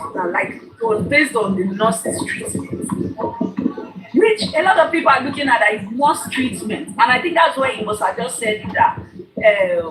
What's that word again? That something like God has taken him. You understand? Now that Ankara one was on the 13th, the day Mohbad was buried rather.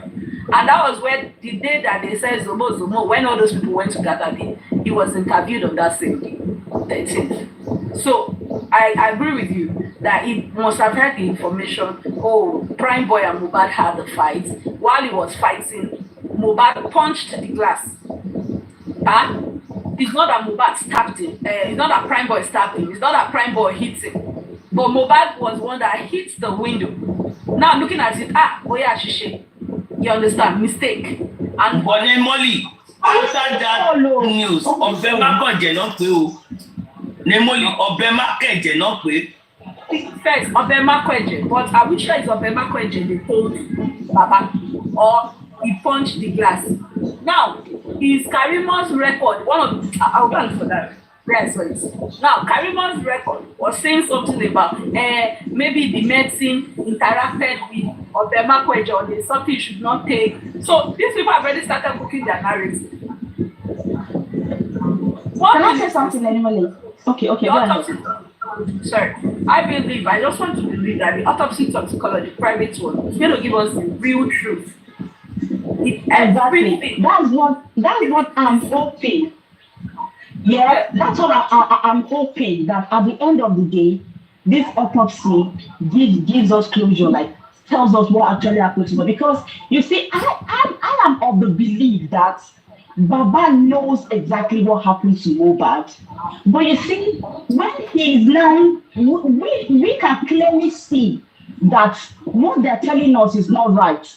But now, if Baba is also telling that narrative to us, that's where the problem is, because we are supporting him and looking for justice. And if he's telling that same narrative that we believe that is not true, so I just want to believe that maybe he's keeping this whole whatever he has, the truth. He's keeping it until God, or until when, I don't even know. Or maybe, I don't know, because if you go to CTC, he's saying the same thing that they all have said. So to me, I think if the corona wants to give the DPP advice or whatever, want to, give whatever, put everything together, they're going to put everything together based on what Baba has said, but based on what Mama and every other person there, and they're all saying the same thing. So which is so confusing. If Baba's statement or Baba's testimony at the inquest was the only one that was different.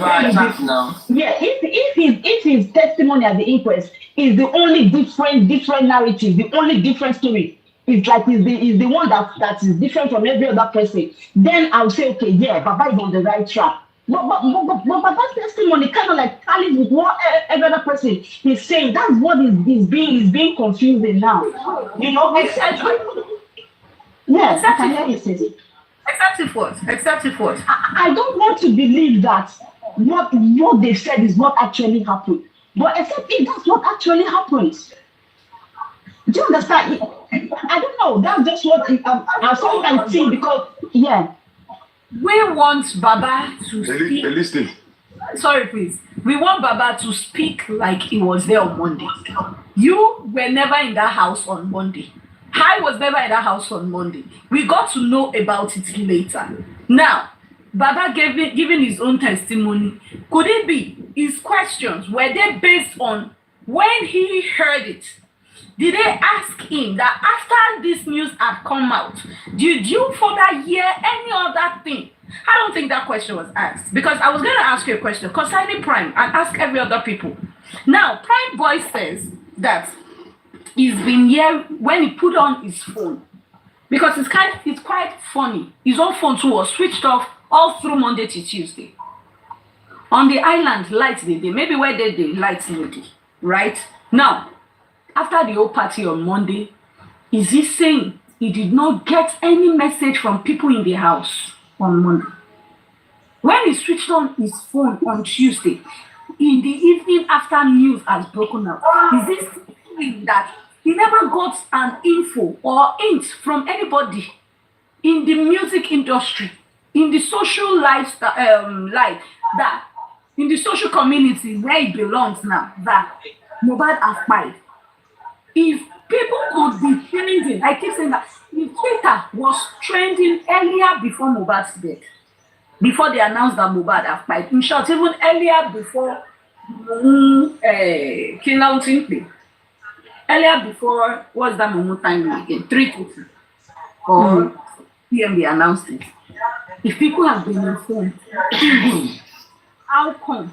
Me, I'm still asking. Prime Boy, he did not get information. Can Prime Boy do us all a favor and check his phone if he's still using the same phone? Because somebody might have messaged him. Exactly.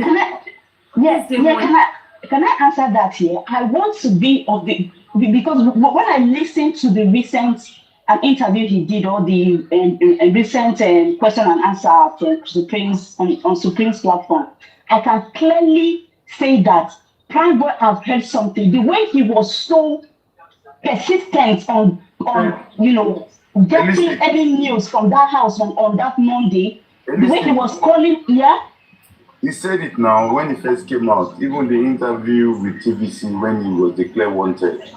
He made mention that after the show, after all that, he went back to the stage and then left. He went back to his brother to continue the house party they want to do.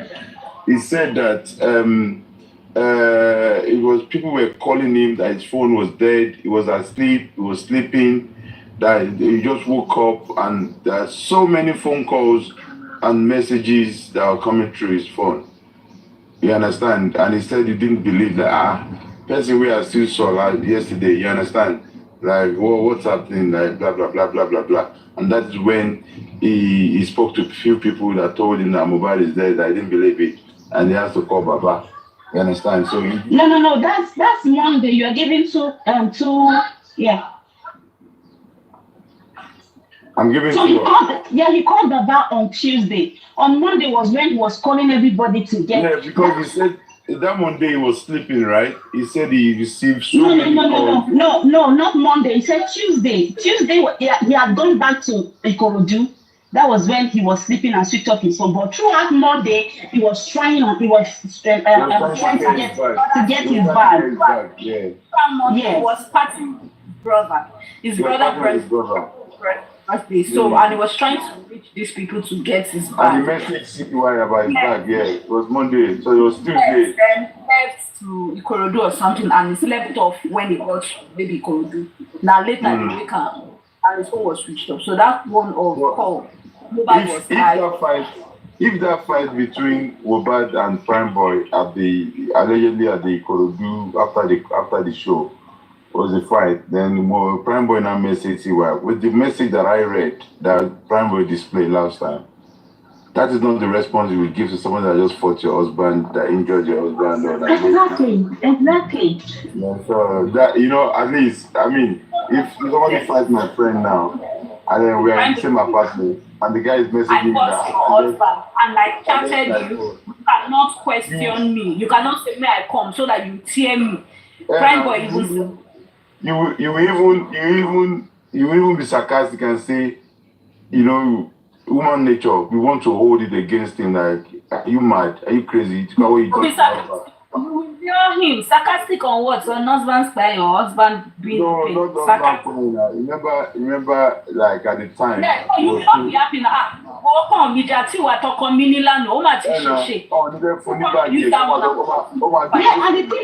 thing is this, even if it was just a misunderstanding, maybe they had like a quarrel, I would still not be okay with him, because like what happened? You had a quarrel with my husband and he's gone today. Do you understand? Yeah. And you guys are saying, no. It's just not. You even tell me which bag. Come and take it. Which bag are you taking? She will cause, the moment that we know, she would have caused Prime Boy very well and abuse him and swear for him. She did to Baba now. She swore, we know her character, we know her antecedents, so we know that she would have responded in a very harsh way to Prime Boy. But she didn't. You can't come now, she was even being soft. So. She was even saying, don't come here for now, please, and even putting the prayer, is it the please or the prayer emoji? Yes. What I wanted to interject earlier when Nemoli was talking was that anything Baba is saying, it is what he was told. And this is the thing, remember they have a script from that Monday. That script, the Monday is the only day they have to create all the scripts. So whoever, even if Blessing called or whatever comes out, whatever information that comes out from that house on the last moment, Mohbad had the last breath, is what anybody would have been told. And the story... Okay, can I ask you a question? The story, hold on. The story they would tell people is what people would speak on, right? And don't forget that these are the master planners. These are the actor and the actresses that was in the house when Mohbad cried. So at the end of the day, they would tell us that Mohbad drink pure water. Yeah, that's what we hold on to. They tell us that Mohbad drink pito. That's what we will hold on to. Okay. Now I want to ask you a question. It is what they told Baba then. That is what Baba is holding on to. Okay. Like I want to ask you a question. Because we don't expect him to say anything directly. See, that's why I keep saying. That's why I keep saying that. Unless if what they said is the actual truth, the nurse, the whatever, unless if it's the actual truth. But if it's not, you cannot tell me. It's not the actual truth now. The thing is misinformation, misleading people. Okay, just for them to be able to have just hold on now. You see here, let's say now, God forbid. Let me use myself now.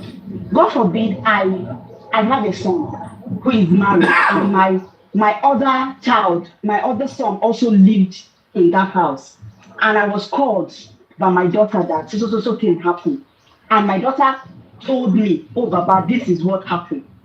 I don't want to be of the belief that Blessing was not told what happened to me. But if at all Blessing told her father that Sarah go through the back door, according to BJ now, we didn't hear that from Baba though. But if at all, if Blessing told the father that go through the back door, go upstairs, you see whatever you see that, which means that Blessing must have told the father the actual truth. Now, if Baba now wants to, in order, because I'm just saying, okay, in order to protect Blessing, because he knows that, okay, Wumi will not tell him the truth. Now, if Blessing had told him the truth, in order to protect Blessing, not to expose her, maybe he just want to be quiet and play as if he knows nothing. And then, and when he now asked what happened, and he was told that story that, oh, so thing, oh, he fought in this is that. And Baba now went to the inquest and is now giving that same story, or he went to the police and start giving that same story that Wumi and the others are giving. Does that make sense? That's what I'm trying to say. Even if he doesn't have evidence and he was just told. He was just told, Blessing told him, even if he doesn't have evidence, he playing along with what these people are saying, when in fact he knows that this was not what happened to his child. Do you think it's fair on Mohbad? Do you think it's fair? Realistic, when you say play along, yeah, like you have equally said now, a blogger said it, yeah, we didn't hear it from Baba. Our full story. And when information is being carried out, it will not be as the same as the first class information, right? Minus and plus and everything will have been involved. You understand? So at the end of the day, if Blessing told Baba, is that how Blessing said it? Where is the evidence for that? As Blessing confirmed to us that that's exactly what she used to tell Baba that these people, when people say something, human beings are not perfect in nature, right? And we have seen so many inconsistencies from this same blogger that said it. You understand? We have seen so many attacks even from the blogger to the Baba, until when things now change around, and only God knows why. But blogger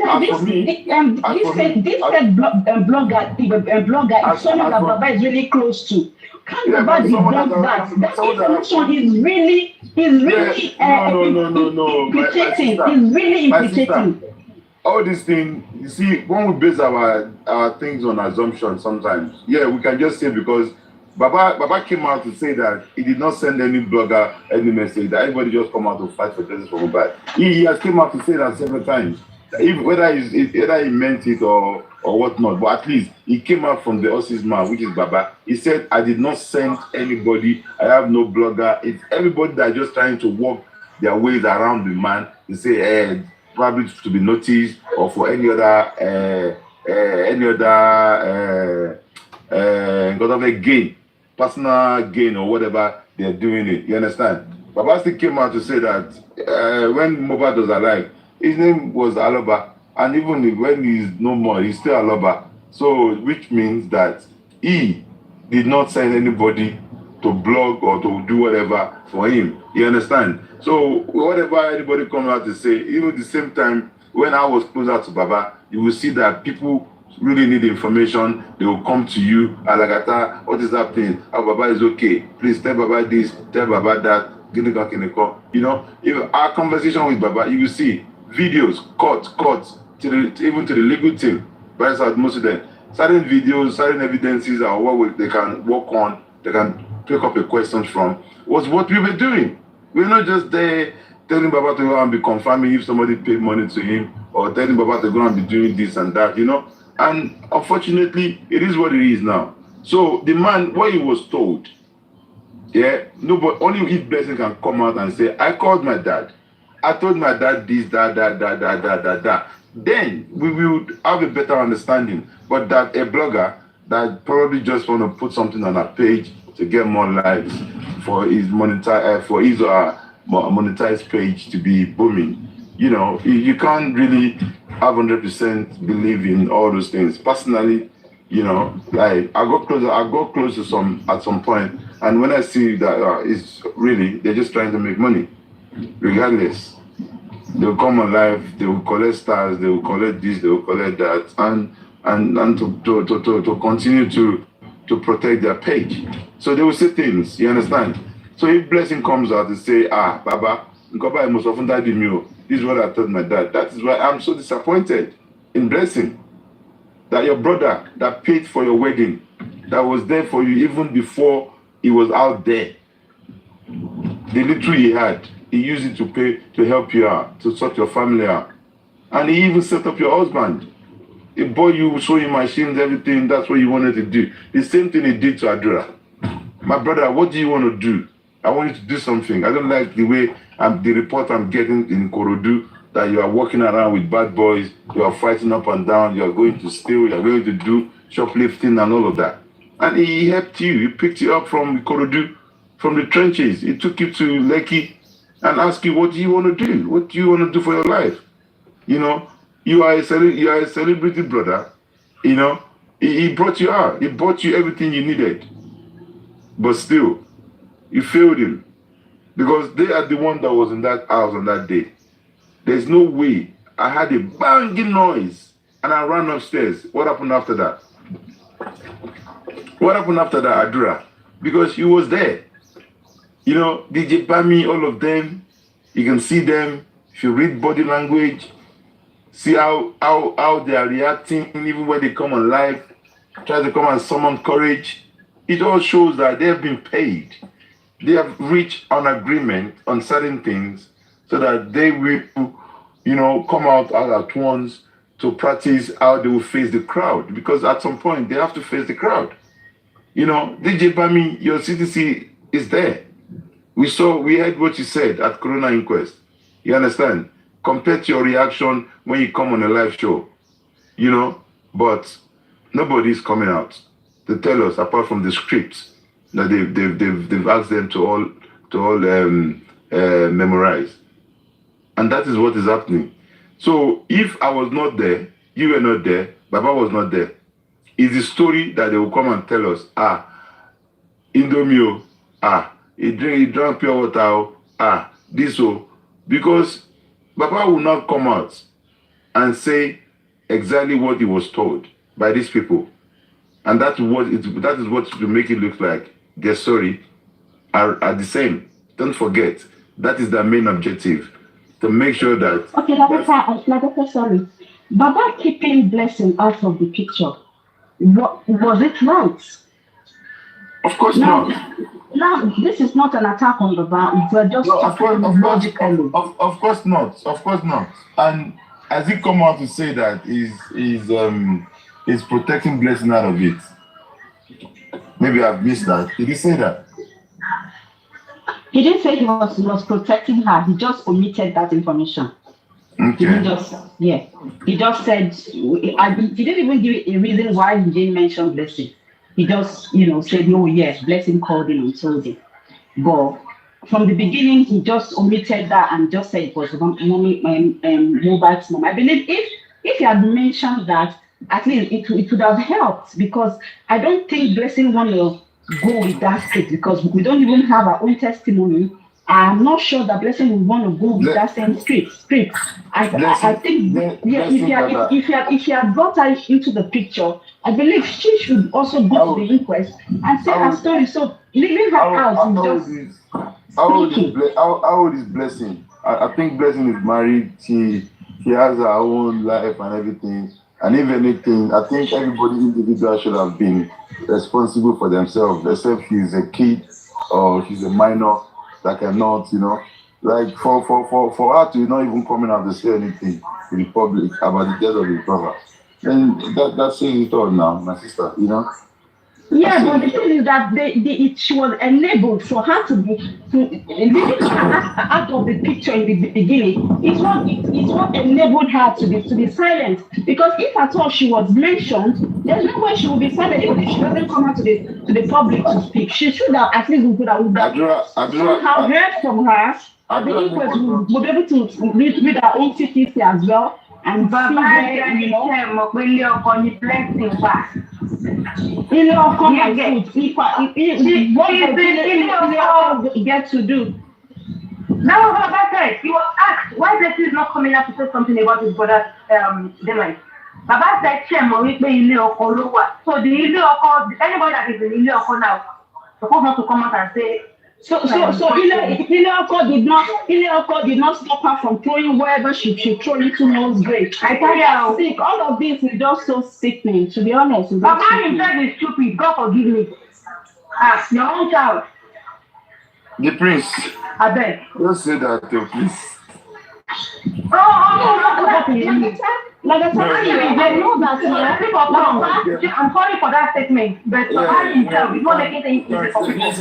Okay, God bless you. Very fast, Ejo, please. Look, let me tell you. Let me just say one thing. Sometimes that's too rude of you. You are not in position to correct me that that's too rude of me. Okay? If the one making things easy for the public, you're asking me it's too rude of me. Mind what you say. If you don't want me to reply you, please. The princess, Emma Yabata. It's okay. Emma Yabata. Sorry about the very buru. You comment. The princess. Emma Binu. Your sister. Emma Binu. No, I believe that sometimes it's the choice of words you've been used, you know. But can I just say something? Please. 1 second, sir. Hello, sir. Kí ni nǹkan tẹ́ think that tó lè ṣe fún bàbá yìí náà tí gbogbo nǹkan tí bàbá yìí ń ṣe mo kàn jókòó sí ọkọ̀ òun nǹkan táwọn èèyàn lè ṣe ọ public lè ṣe àti gbogbo owó tó ti ná àti gbogbo rat tó ń ṣe àti gbogbo ìbú tó ń bú àwọn èèyàn yìí kí lẹ́yìn tó lè ṣe ta lè sowọ́pọ̀ tó lè ṣe tí ọmọ yìí máa ń jọ sí tí bàbá yìí dẹ̀ máa kábàámọ̀ gbogbo nǹkan tó ń ṣe yìí kí ni the next solution kí ni next step. Unfortunately, to me, I don't even think we can do anything because I can clearly see it seems as if the family are playing along with the police. That's just what I've seen so far. Because everything that is being brought to the police, it seems the police and the family they are looking towards a solution. Like they are they're just working towards that narrative that has been put there. That's what they've concluded on it. So there's nothing, in my opinion, because from this Yomi case, like all of what Yomi has been doing, I just draw my conclusion that it seems as if the police and this family have concluded, they have decided, like it's a case closed. This is what they're going to bring out. Unless if at the end of the day, a miracle happens through that toxicology and autopsy, then maybe that will change hands. That is like an evidence that cannot be shoved, cannot be pushed to the side. Do you understand? If not, because I don't really see anything that can be done, to be honest, because listen, Wunmi had a warrant of arrest. Up until date, she hasn't gone to the police station and nothing is being done. So at the end of the day, I just feel like at some point, the family has worked with the police to conceal whatever that happened to this guy. That's just what I want to see. And the thing again, and one thing I also want to say again is this. I want us, we now, the public, I want us to search in our conscience. I believe we all have this conscience. If this guy, finish.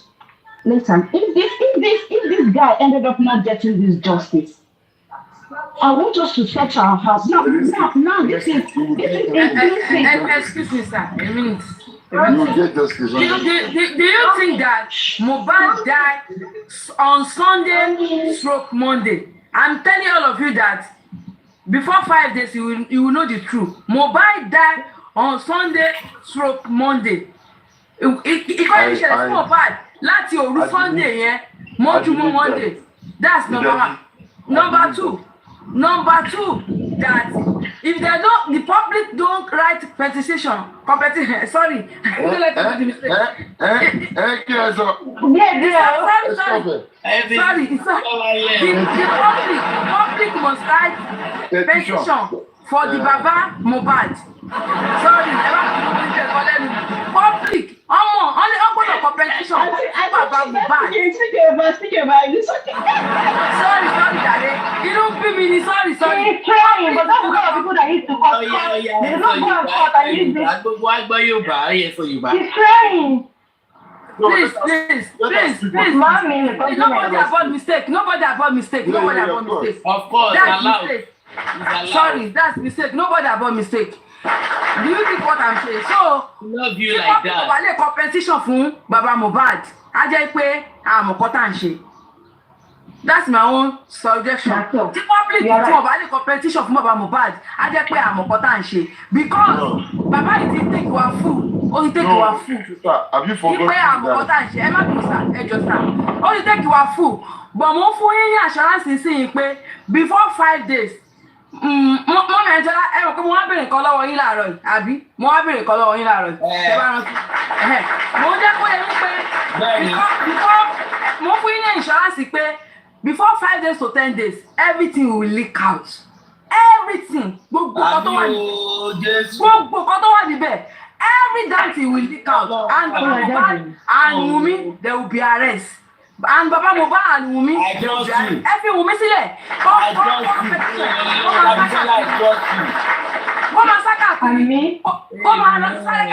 I promise all the house. I promise all the host, and I promise all the people that you are doing true. Baba Mohbad and Wunmi, there will be arrest before 5 days to 10 days. Because Mohbad ó kú ikú gbóná and Mohbad ó kú ní òru Sunday mọ́júmọ́ Monday around 11 to 10 o'clock Mohbad died. Ẹ ti kọ́kọ́ tí mo sọ. So ẹ máa continue. Èmi ń dá research and for some reason. Ẹyin kan ní ọkọ̀ já. Ẹyin kan lọ́kọ̀ ọmọ yẹn dẹ̀ kú ẹ̀dẹ̀ tẹ́ òkú ẹ̀ síbẹ̀ ẹ̀dẹ̀ ń wò ẹ wá ń kọ speed lórí ọmọ ọlọ́mọ. Ẹ máa gbọ́ àìsí mo sọ nínú ọ̀rọ̀ mi ẹ ló mà mo ní pé Wunmi ló ní fíìmù. DJ Bami, òun ló direct ẹ̀. Àdúrà ló ṣe continuity ló pretend fún us. Damola ni make up, no dress everything out. Baba Mohbad is a marketer and Iya Mohbad is a marketer. Àwọn ló ń tà fún wa báyìí. Wọ́n ta òun ní. Kí lẹ sọ? Kí ló máa pe Mbama Darosha? Àwọn tó ń gbẹ̀ bá mọ̀ kú lòun. Àwọn tó ń ṣe ọgọ́, I'm telling you the truth. And wọ́n tí mo gbá research lé lórí. Ẹ jẹ́ bá tilẹ̀ kí ní ìtọ́ mi. Gbogbo kan tí mo gbá research lé lórí. Wunmi, òun ló ya fíìmù, that's òun ló gún Mohbad. DJ Bami, òun ló bẹ̀ sí direct. Everything bọ́yẹ máa ṣe. Àdúrà pretender fún nurse láti ṣe make-up. Make-up ní pé ẹjọba táàpù náà ẹsẹ ní ìgbé lórí sí prophetess wa náà ẹsẹ ní ìgbé lórí sí prophetess wa. àdúrà ni continuity mean that ẹni tó bá ń ṣe nǹkan á máa repeat láì gbàgbé wọ́n repeat Mohbad like àdúrà òun ló pè ní continuity and Damola is a make-up ó pàdé wọn lọ́jọ́ ọ̀nà òun ni make-up láti ṣe gbogbo everything yẹn and nurse tó wà òun ni crew. Tani cameraman? Ṣé Lagata ni camera down? Tani cameraman? Tani cameraman? Ṣé tí nọ́ọ̀sì yẹn lára àwọn crew ni nọ́ọ̀sì àwọn tó wá ṣiṣẹ́ òun ni nọ́ọ̀sì àwọn crew àwọn tó wá ṣiṣẹ́ tó ti yẹ. Báwa ni chief executive director. Abọ́sẹ̀dé ẹ máa gbọ́ mo bá ọ̀bọ̀ fún yín ẹni sùúrù mo bá ọ̀bọ̀ fún yín so lára àwọn tó máa pè wá kọ́kọ́ wọ́n yaṣẹ́ tí owó ní tó wọn tó máa bínú lọ òun nìyá Mohbad ìwà tó dé owó ló bá wá orí pé kú ti wà lẹ́ obìnrin lọ padà ṣe ti understand lára àwọn tó máa kọ́kọ́ wá. Ọkọ máa market ẹ̀ sísá Oyèdè àwọn tó máa market ẹ̀ làwọn tí fídíò yìí wà lọ́wọ́ ẹ̀. Sísá Oyèdè ẹdúró náà ẹ mọ mi náà ẹdúró náà ní sùúrù gbogbo ìtẹ́ kálẹ̀ yìí sì ṣe evidence ẹ̀. Mo ẹni sùúrù náà yẹ kí n láǹdì náà ẹ má ti láàrin ẹ̀kọ́ sọ fún mi. Ẹni pé ṣé mo ní evidence? Ẹni pé ṣé mo ní evidence? Ẹni ló ń bọ̀ wá jẹ́. Lagata ẹ mọ nǹkan tó jẹ́ sísá Bísọ́lá ní sùúrù. Lagata ẹ mọ nǹkan tó jẹ́ kí n ní prove ẹ̀. Mo mọ bó ṣe ń lọ lábẹ́lẹ̀ tó yẹ yín. Now she came in the morning. Wọ́n ní ṣé mo mọ oríkì Mohbad mo ní mi ò mọ oríkì ẹ̀. She went back again. Ó tún padà wá again. So definitely it's going on. Everybody ń ṣiṣẹ́ ni. Bẹ́ẹ̀ni kan dẹ̀ sọjú mọ́ Bísọ́lá ikú apá. Ikú òjijì. So ẹni pé ṣé mo ní evidence pé àwọn náà yaṣẹ́ ọ̀nà àwọn tó wà nulẹ̀ tó wà pẹ̀lú Mohbad nulẹ̀ gbàtà àdúrà gbàtí nọ́ọ̀sì padà wá nọ́ọ̀sì kò treat Mohbad ó treat àdúrà as continuity ikọ́ láti pàtì táwa repeat again òun ló pè continuity tó bá mọ artist Mr. Yomi mọ̀ kan tí mo sọ òun ló pè continuity ikọ́ tí mo ti ṣe kù táwa tún wá tún ṣe again òun ni continuity bí ó yá ìkọ́ tó ti sọ láàárọ̀ yìí ó yá tún sọ again continuity nìyẹn and mo fẹ́ kẹ́ anybody mọ̀ pé Mohbad ikú gbóná ló kú bàbá Mohbad òun wá ní mákẹ́tà tó fi wá gbowó tó gbéṣẹ́ fún ẹ̀kọ́ mákẹ́tà ló máa gbé fíìmù fún wọ́n máa tà á wọn ní kówó ẹni tó ní fíìmù bàbá Mohbad mákẹ́tà and mo dẹ̀ jẹ́ kí anybody kó máa understand lẹ́ni pé bí lọ́wọ́ bá lọ lógún ọdún ní ọjọ́ kan lòyìn tó ń bọ̀ mo dẹ̀ jẹ́ kí anybody máa mọ̀ lẹ́ni pé ipa tá a pa gúnugún ni àgbọ̀dọ̀ ṣe kí ni àgbọ̀dọ̀ pa kàràmàgbò bẹ́ẹ̀ ṣe ẹ̀tẹ́ so àwọn mi ò bàbá Mohbad o wọ́n ṣe lọ́tọ̀. Produce for you. Wait, I heard one thing. You say Akalamagbo. Abeg, you dey meet this girl for meeting too? You say what? You dey meet for meeting too. She dey use Akalamagbo. You sef you just use Akalamagbo now. No, èmi jẹ́ pé wọ́n pé ìpàtàpà gúnúgún ni àkípà Kalamagbo bẹ́ẹ̀. Èmi ò mọ ìwé ẹ̀. I don't know the English of it. Mi náà ó ní báyìí máa ń sọ. So ìpàdé pọ́mọ awo ni àgbọ̀dọ̀ ìpàdé pọ́mọ ọ̀gbẹ̀rì ni àgbọ̀dọ̀ pọ́mọ awo bẹ́ẹ̀ Mohbad ọmọ awo ni wọ́n lè ti pa so ẹni tó bá dẹ̀ pọ́mọ awo ojú ẹ̀ máa rí kan tí ò yẹ kó rí so obìnrin ò kí ń ro wòrò Wùmí ti lọ wo orò so ẹ kò gbà máa gbàdúrà lágbọ́ Ọlọ́run very soon àṣírí wọn máa tú. Sister Bísọ́lá kẹ́tó lọ ẹni tó dájọ́ pa ọ̀gbẹ̀rì àgbọ̀dọ̀ pọ́mọ awo bẹ́ẹ̀ ni àbí. Ṣé kò tẹ̀ mí yẹn? Mi ìgbọ́wé dàdẹ̀ má bínú. Ṣé wàá rí Akalamagbo tẹ́ sọ yẹn? Èèyàn kan ló máa ń lò. Wùmí ló máa ń lò pé Akalamagbo Wùmí ló máa ń sọ lẹ́yìn bó lè ṣe béèrè pé ṣẹ́yìn méjì máa ń pàdé mítìnì torí bẹ́ẹ̀ yín sọ̀rọ̀ yín sí. Mi tẹ̀ ní Wùmí. Mi tẹ̀ bá sọ̀rọ̀ rí. Mi bá sọ̀rọ̀ rí. Ìjọ́ tó wù mí gan. Gẹ́gẹ́ bí Akalamagbo ní. Gbogbo ẹ̀ lẹ́yìn nílọ́wọ́ ọmọ mi mò ń jọ lágà o. Ẹ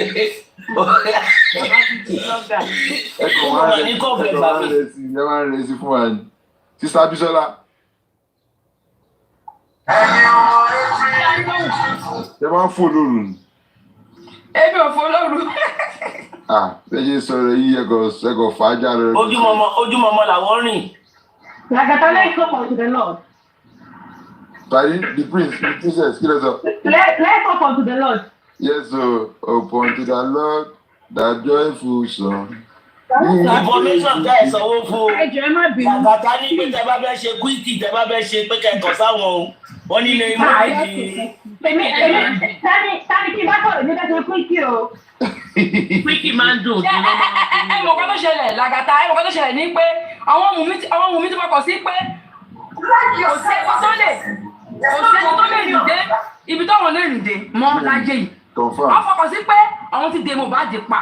Wọ́n fọkàn sí pé àwọn ti kàn pa. Ní pé ojúkọ̀ọ́lá kan wá máa. Ojúkọ̀ọ́lá kan wá máa wà. Wọ́n fọkàn sí pé àwọn ti kàn Mohbad pa. Ipò ojúkọ̀ọ́lá máa wà kàn wọ́n máa dá àwọn máa jà. Àwọn máa parí ẹ̀. Àwọn máa jà máa parí ẹ̀. Sister Bísọ́lá, what you have said today, mo bá yín nínú ẹ̀mí. Torí o ṣó lè pé 80% nǹkan tẹ́ sọ, it's of my perspective as well in all of what you said. So I seconded 80% of what you said, 100%. You're right. Lagata, òru tó ti wọlé náà ti pa Mohbad. Òru yẹn.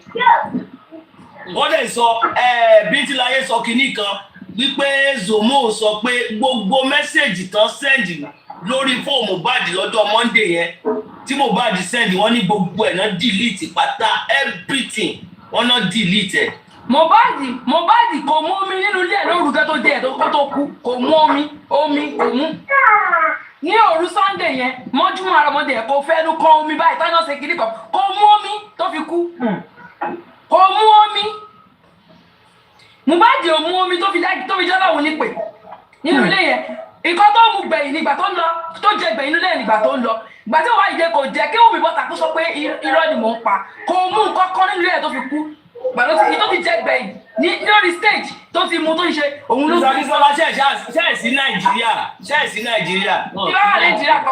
ìwà Nàìjíríà kọ́ wá gbé mi ṣé ìmọ̀ sọ tẹnu mi ni ìwà Nàìjíríà kọ́ wá gbé mi. tọ́wọ́ ẹlẹ́kìsọ kìíní kan jẹ́rìí ògbọ̀n tó lọ gbé yẹn. ó yẹ kí ìjọba máa bí wọ́n pé kéde fi gbé kàmàdò ṣé ẹ mọ̀ nípa kú ọba yẹn fi gbé yàn ní tọ́lá tó ti dá àwa yìí tó bá lọ sọ fún yàn pápọ̀ sọ̀rọ̀ kò gbé ọ máa bẹ́ pé kí ló ń dé tó fi gbé nìyẹn kí ló ń jẹ ní conscience ọkùnrin tó fi gbé nìyẹn why tó fi ṣe bẹ́ẹ̀ why do that kí ló tó fi ṣe bẹ́ẹ̀ but Nàìjíríà èèyàn kan ṣe kíní kan mo fẹ́ lọ gbé ok mo bú yín sí yẹn má bínú mà mo bú yín sí yín pé ọ̀tá yín ṣe kíní kan ìgbà tí ẹ̀rìn nípa ẹ̀kọ́ yẹn ẹ̀rìn wo conscience láti wá bá mi nà ẹ̀rìn ẹ máa wò pé ọ̀dẹ̀lélẹ̀ kí ló ń sọ bọ̀ ọ̀gbà tẹ́yọ̀ bá ti rìn ní bèbè kú yẹn ó máa sọ pé kí lóun sọ àná ẹ jẹ́ kí sọ̀rọ̀ kan fún yín. ẹ mọ nǹkan tí mo lè support ọ̀rọ̀ tẹ́ sọ ẹ̀yin ẹ̀wò láti ìgbà tí àdúrà àti dàmọ́ láti sẹ́ndì mẹ́sẹ̀gì pé báyìí pé ó ṣáàtì òun ó ṣe gbákan ó ṣàwo kílẹ̀tì Wùmí ò ti sùn dàmọ́ látàdúrà lórí pé I have a video with my brother and died why tí Wùmí ò ti sùn wọn so definitely orúkọ ìsátẹ́ni náà mo fẹ́ dárúkọ ìsátẹ́ni bá sọ̀rọ̀ gidi báyìí bàbá yẹn máa bọ́ta ni orúkọ nǹkan mo fẹ́ dárúkọ tẹ́lẹ̀ sọ̀rọ̀ ọ máa bọ́ta ni ó máa nílò ni wúmà yẹn pa wúmà yẹn dẹ̀ ń rí ìkọ́ tí wúmà yẹn rí ni wúmà yẹn sọ ẹ mọ̀ nípa àwọn Yorùbá pé Ọlọ́run fún wọn ní ẹ̀mí òye láti inú ọkàn wa kò dìgbà tó bá lọ jáfá àbọ̀ lọ wo ọ̀pẹ̀lẹ̀ ọmọ máa sọ nǹkan ẹ̀bẹ̀ ní pé wọ́n ń rí físíkà bọ̀ tí wúmà yẹn bá ti sọ̀rọ̀ bàbá yẹn máa bọ́ta á máa ṣe pé máa ní kinní kan ẹ máa bàbá Mohbad tí bàbá Mohbad ò bá lọ wò wá kẹsàn púpọ̀ sí Ọlọ́run bá mi àlàyé lókè tí àwọn náà bá lọ wò wá because ipa táwọn náà kó nínú kó ọmọ wọn kò ń ṣe kékeré rárá kékeré ni Wùmí kó ṣé bí Wùmí ló pa kékeré ni Wùmí kó àwọn ọlọ́kọ̀ ìtọ́jú láyé because ẹni gbé polájà ò jalè wọ́n ti kọ́ àwọn náà ti kọ́ lónìí wọ́n ní tó gbé polájà ò jalè bí ó ṣe tó gbà àwọn ọmọ fáwọn lórí yẹn bá wí àwọn kọ́kọ́ lórí yẹn bá wí àwọn gbogbo lórí yẹn bá wí tọ̀mọ̀ ẹlòmíì kọ̀ máa ń kọrin wọn ò mọ̀ tún mọ orin yẹn ẹ wo gbọ́ wà láti títí Sátẹ́ni ṣe tó ṣe ogbẹ̀ bàbá yẹn wà láti fi Sayọ̀mí ṣe ó dẹ̀ bá gbogbo orí gbogbo nǹkan yẹn jẹ́ ó dẹ̀ bàjẹ́ pátápátá. wọ́n ní kẹ́ má gbàgbé corona inquest. ọjọ́ wo ni ẹ jọ. next week ni Sátẹ́ni kẹ́ má gbàgbé corona inquest o yìí kẹ́ má lọ sọ̀rọ̀ jù àbí. èmi ò sọ̀rọ̀ èmi kẹ̀ Sátẹ́ni èmi kẹ̀ mélòó lára mi. kò tí sẹ́ni tó bú wọn bí báyìí kò tí sẹ́ni tó bú wọn nígbà tàbí báyìí aṣàlàyé ọ̀rọ̀ ni kò tí sẹ́ni tó bú wọn bí báyìí aṣàlàyé ọ̀rọ̀ ni bọ̀tẹ̀ mímọ́ yìí pé ẹlẹ́ṣẹ̀ kan kì yóò lọ láì jìyẹ bí ìwé mímọ́ ṣe kọ́ ẹlẹ́ṣẹ̀ kan kì yóò lọ ó lè pẹ́ o ṣùgbọ́n wàá jẹ́ kó tó lọ ayé ìgbà kan ló máa ń pẹ́ ìsinyìí báyìí kíákíá ni gbogbo àwọn tó ń ṣe òtítọ́ tó ń fi òtítọ́ ṣe kínní tó ń fi àgùn àti wàhálà wọn ṣe wọ́n máa padà rí ìdùnnú Ọlọ́run torí wọ́n máa padà gba justice yẹn ẹ̀yẹ́ kìí sọ̀rọ̀ kan fún yín o ẹ̀dẹ̀ òwe justice yìí máa pẹ́ ipe kí ló dé tí wàhálà yín fi rí báyìí ẹ̀yẹ́ máa fòtítọ́ àtọkàn ṣe lọ o ó ń bọ̀ kọ̀ọ̀kan o Olúwa Bíbélì sọ pé èmi bọ̀ kọ̀ọ̀kan láti sọ fún oníkálukú gẹ́gẹ́ bí iṣẹ́ ọwọ́ ẹ̀ justice yẹn ń bọ̀ o wàhálà ó ti dé tán bọ̀tẹ̀ yín wò kó pẹ́ lọ́dọ̀ Ọlọ́run ọba wàhálà kò pẹ́ mọ́ ó ti dé tán torí wà tí ọba fún ọ lákànàkà báyìí fúnra wọn máa bọ́ta ẹbí pé Wùmí máa bọ́ta ó máa ní òun apologize sí gbogbo public pé kọ́ jọ kọ́ ṣàánú òun mistake lòun ṣe ẹ̀ẹ́dí kó máa sọ bẹ́ẹ̀. àló sì máa fi àdá iná. you cannot eat her cake and see her bit but it will be too late. Sátẹ́ni ẹ máa bọ̀ lókè Sátẹ́ni come up now. ó máa ní pé kọ́ jọ mistake lòun ṣe kọ́ jọ kọ́ ṣàánú òun mistake lòun ṣe ó máa sọ bẹ́ẹ̀ but ẹ̀pà ò ní bóró mọ́ ẹ̀pà kò ní bóró mọ́ nígbà tó bá ti yá tó bá sọ pé kọjọ mistake lòún ṣe ẹ pa òní kóró. Ẹ̀jẹ̀ mọ̀ ọmọdé mi fẹ́ sọ mo fẹ́ tètè padà sí ìgbà tí màá mi ní bóyá tèèyàn kan ń sọ nípa bó ṣe bẹ́rì Mohbad. Actually mi ò rí ní ilẹ̀ Yorùbá ló tọ́pọ̀ ọmọ kékeré bá kú ọmọ láìsí lọ sí but in Mohbad case mi ò rí reason wọ́n ṣe máa ètè sí.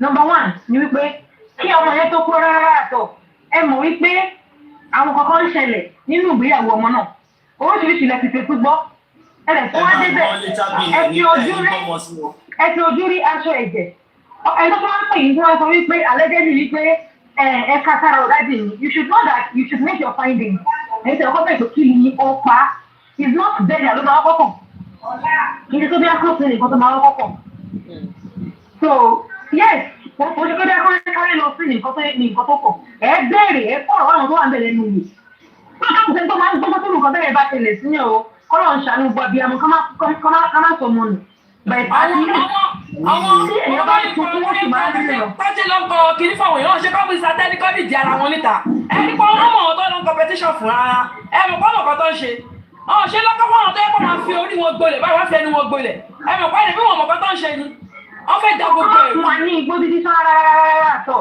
ìgbà ìgbà tí òun tó bàbá tó ń tẹ́pẹ̀ fún bàbá pé ẹ máa ṣe orí burúkú ẹ máa ṣe kíní kan ni. the man go don do anything to Wunmi. Exactly. Gbogbo oríṣiríṣi ló ti tẹ́pẹ̀ fún wọn. wípé ẹ máa ṣe báyìí ẹ máa ṣe báyìí. Bàbá kò not do anything to them. Omi ló yẹ kó máa kọrin fún náà. Nígbà tí ẹ máa wá pàdé ọ̀rẹ́dà sí àwọn tó rẹ̀ fún yín. It shouldn't be like that. It shouldn't be like that at all. Family yẹn wọn ò lójú tì rárá. Àwọn àtọmọ wọn wájọ forin jáde tẹ̀léra wọn ò lójú tì. Lóòótọ́ ìtọ́jọ́lẹ̀ ti ṣẹlẹ̀. Ọmọ tó lọ ti lọ. Kò dẹ̀ ṣe dá padà.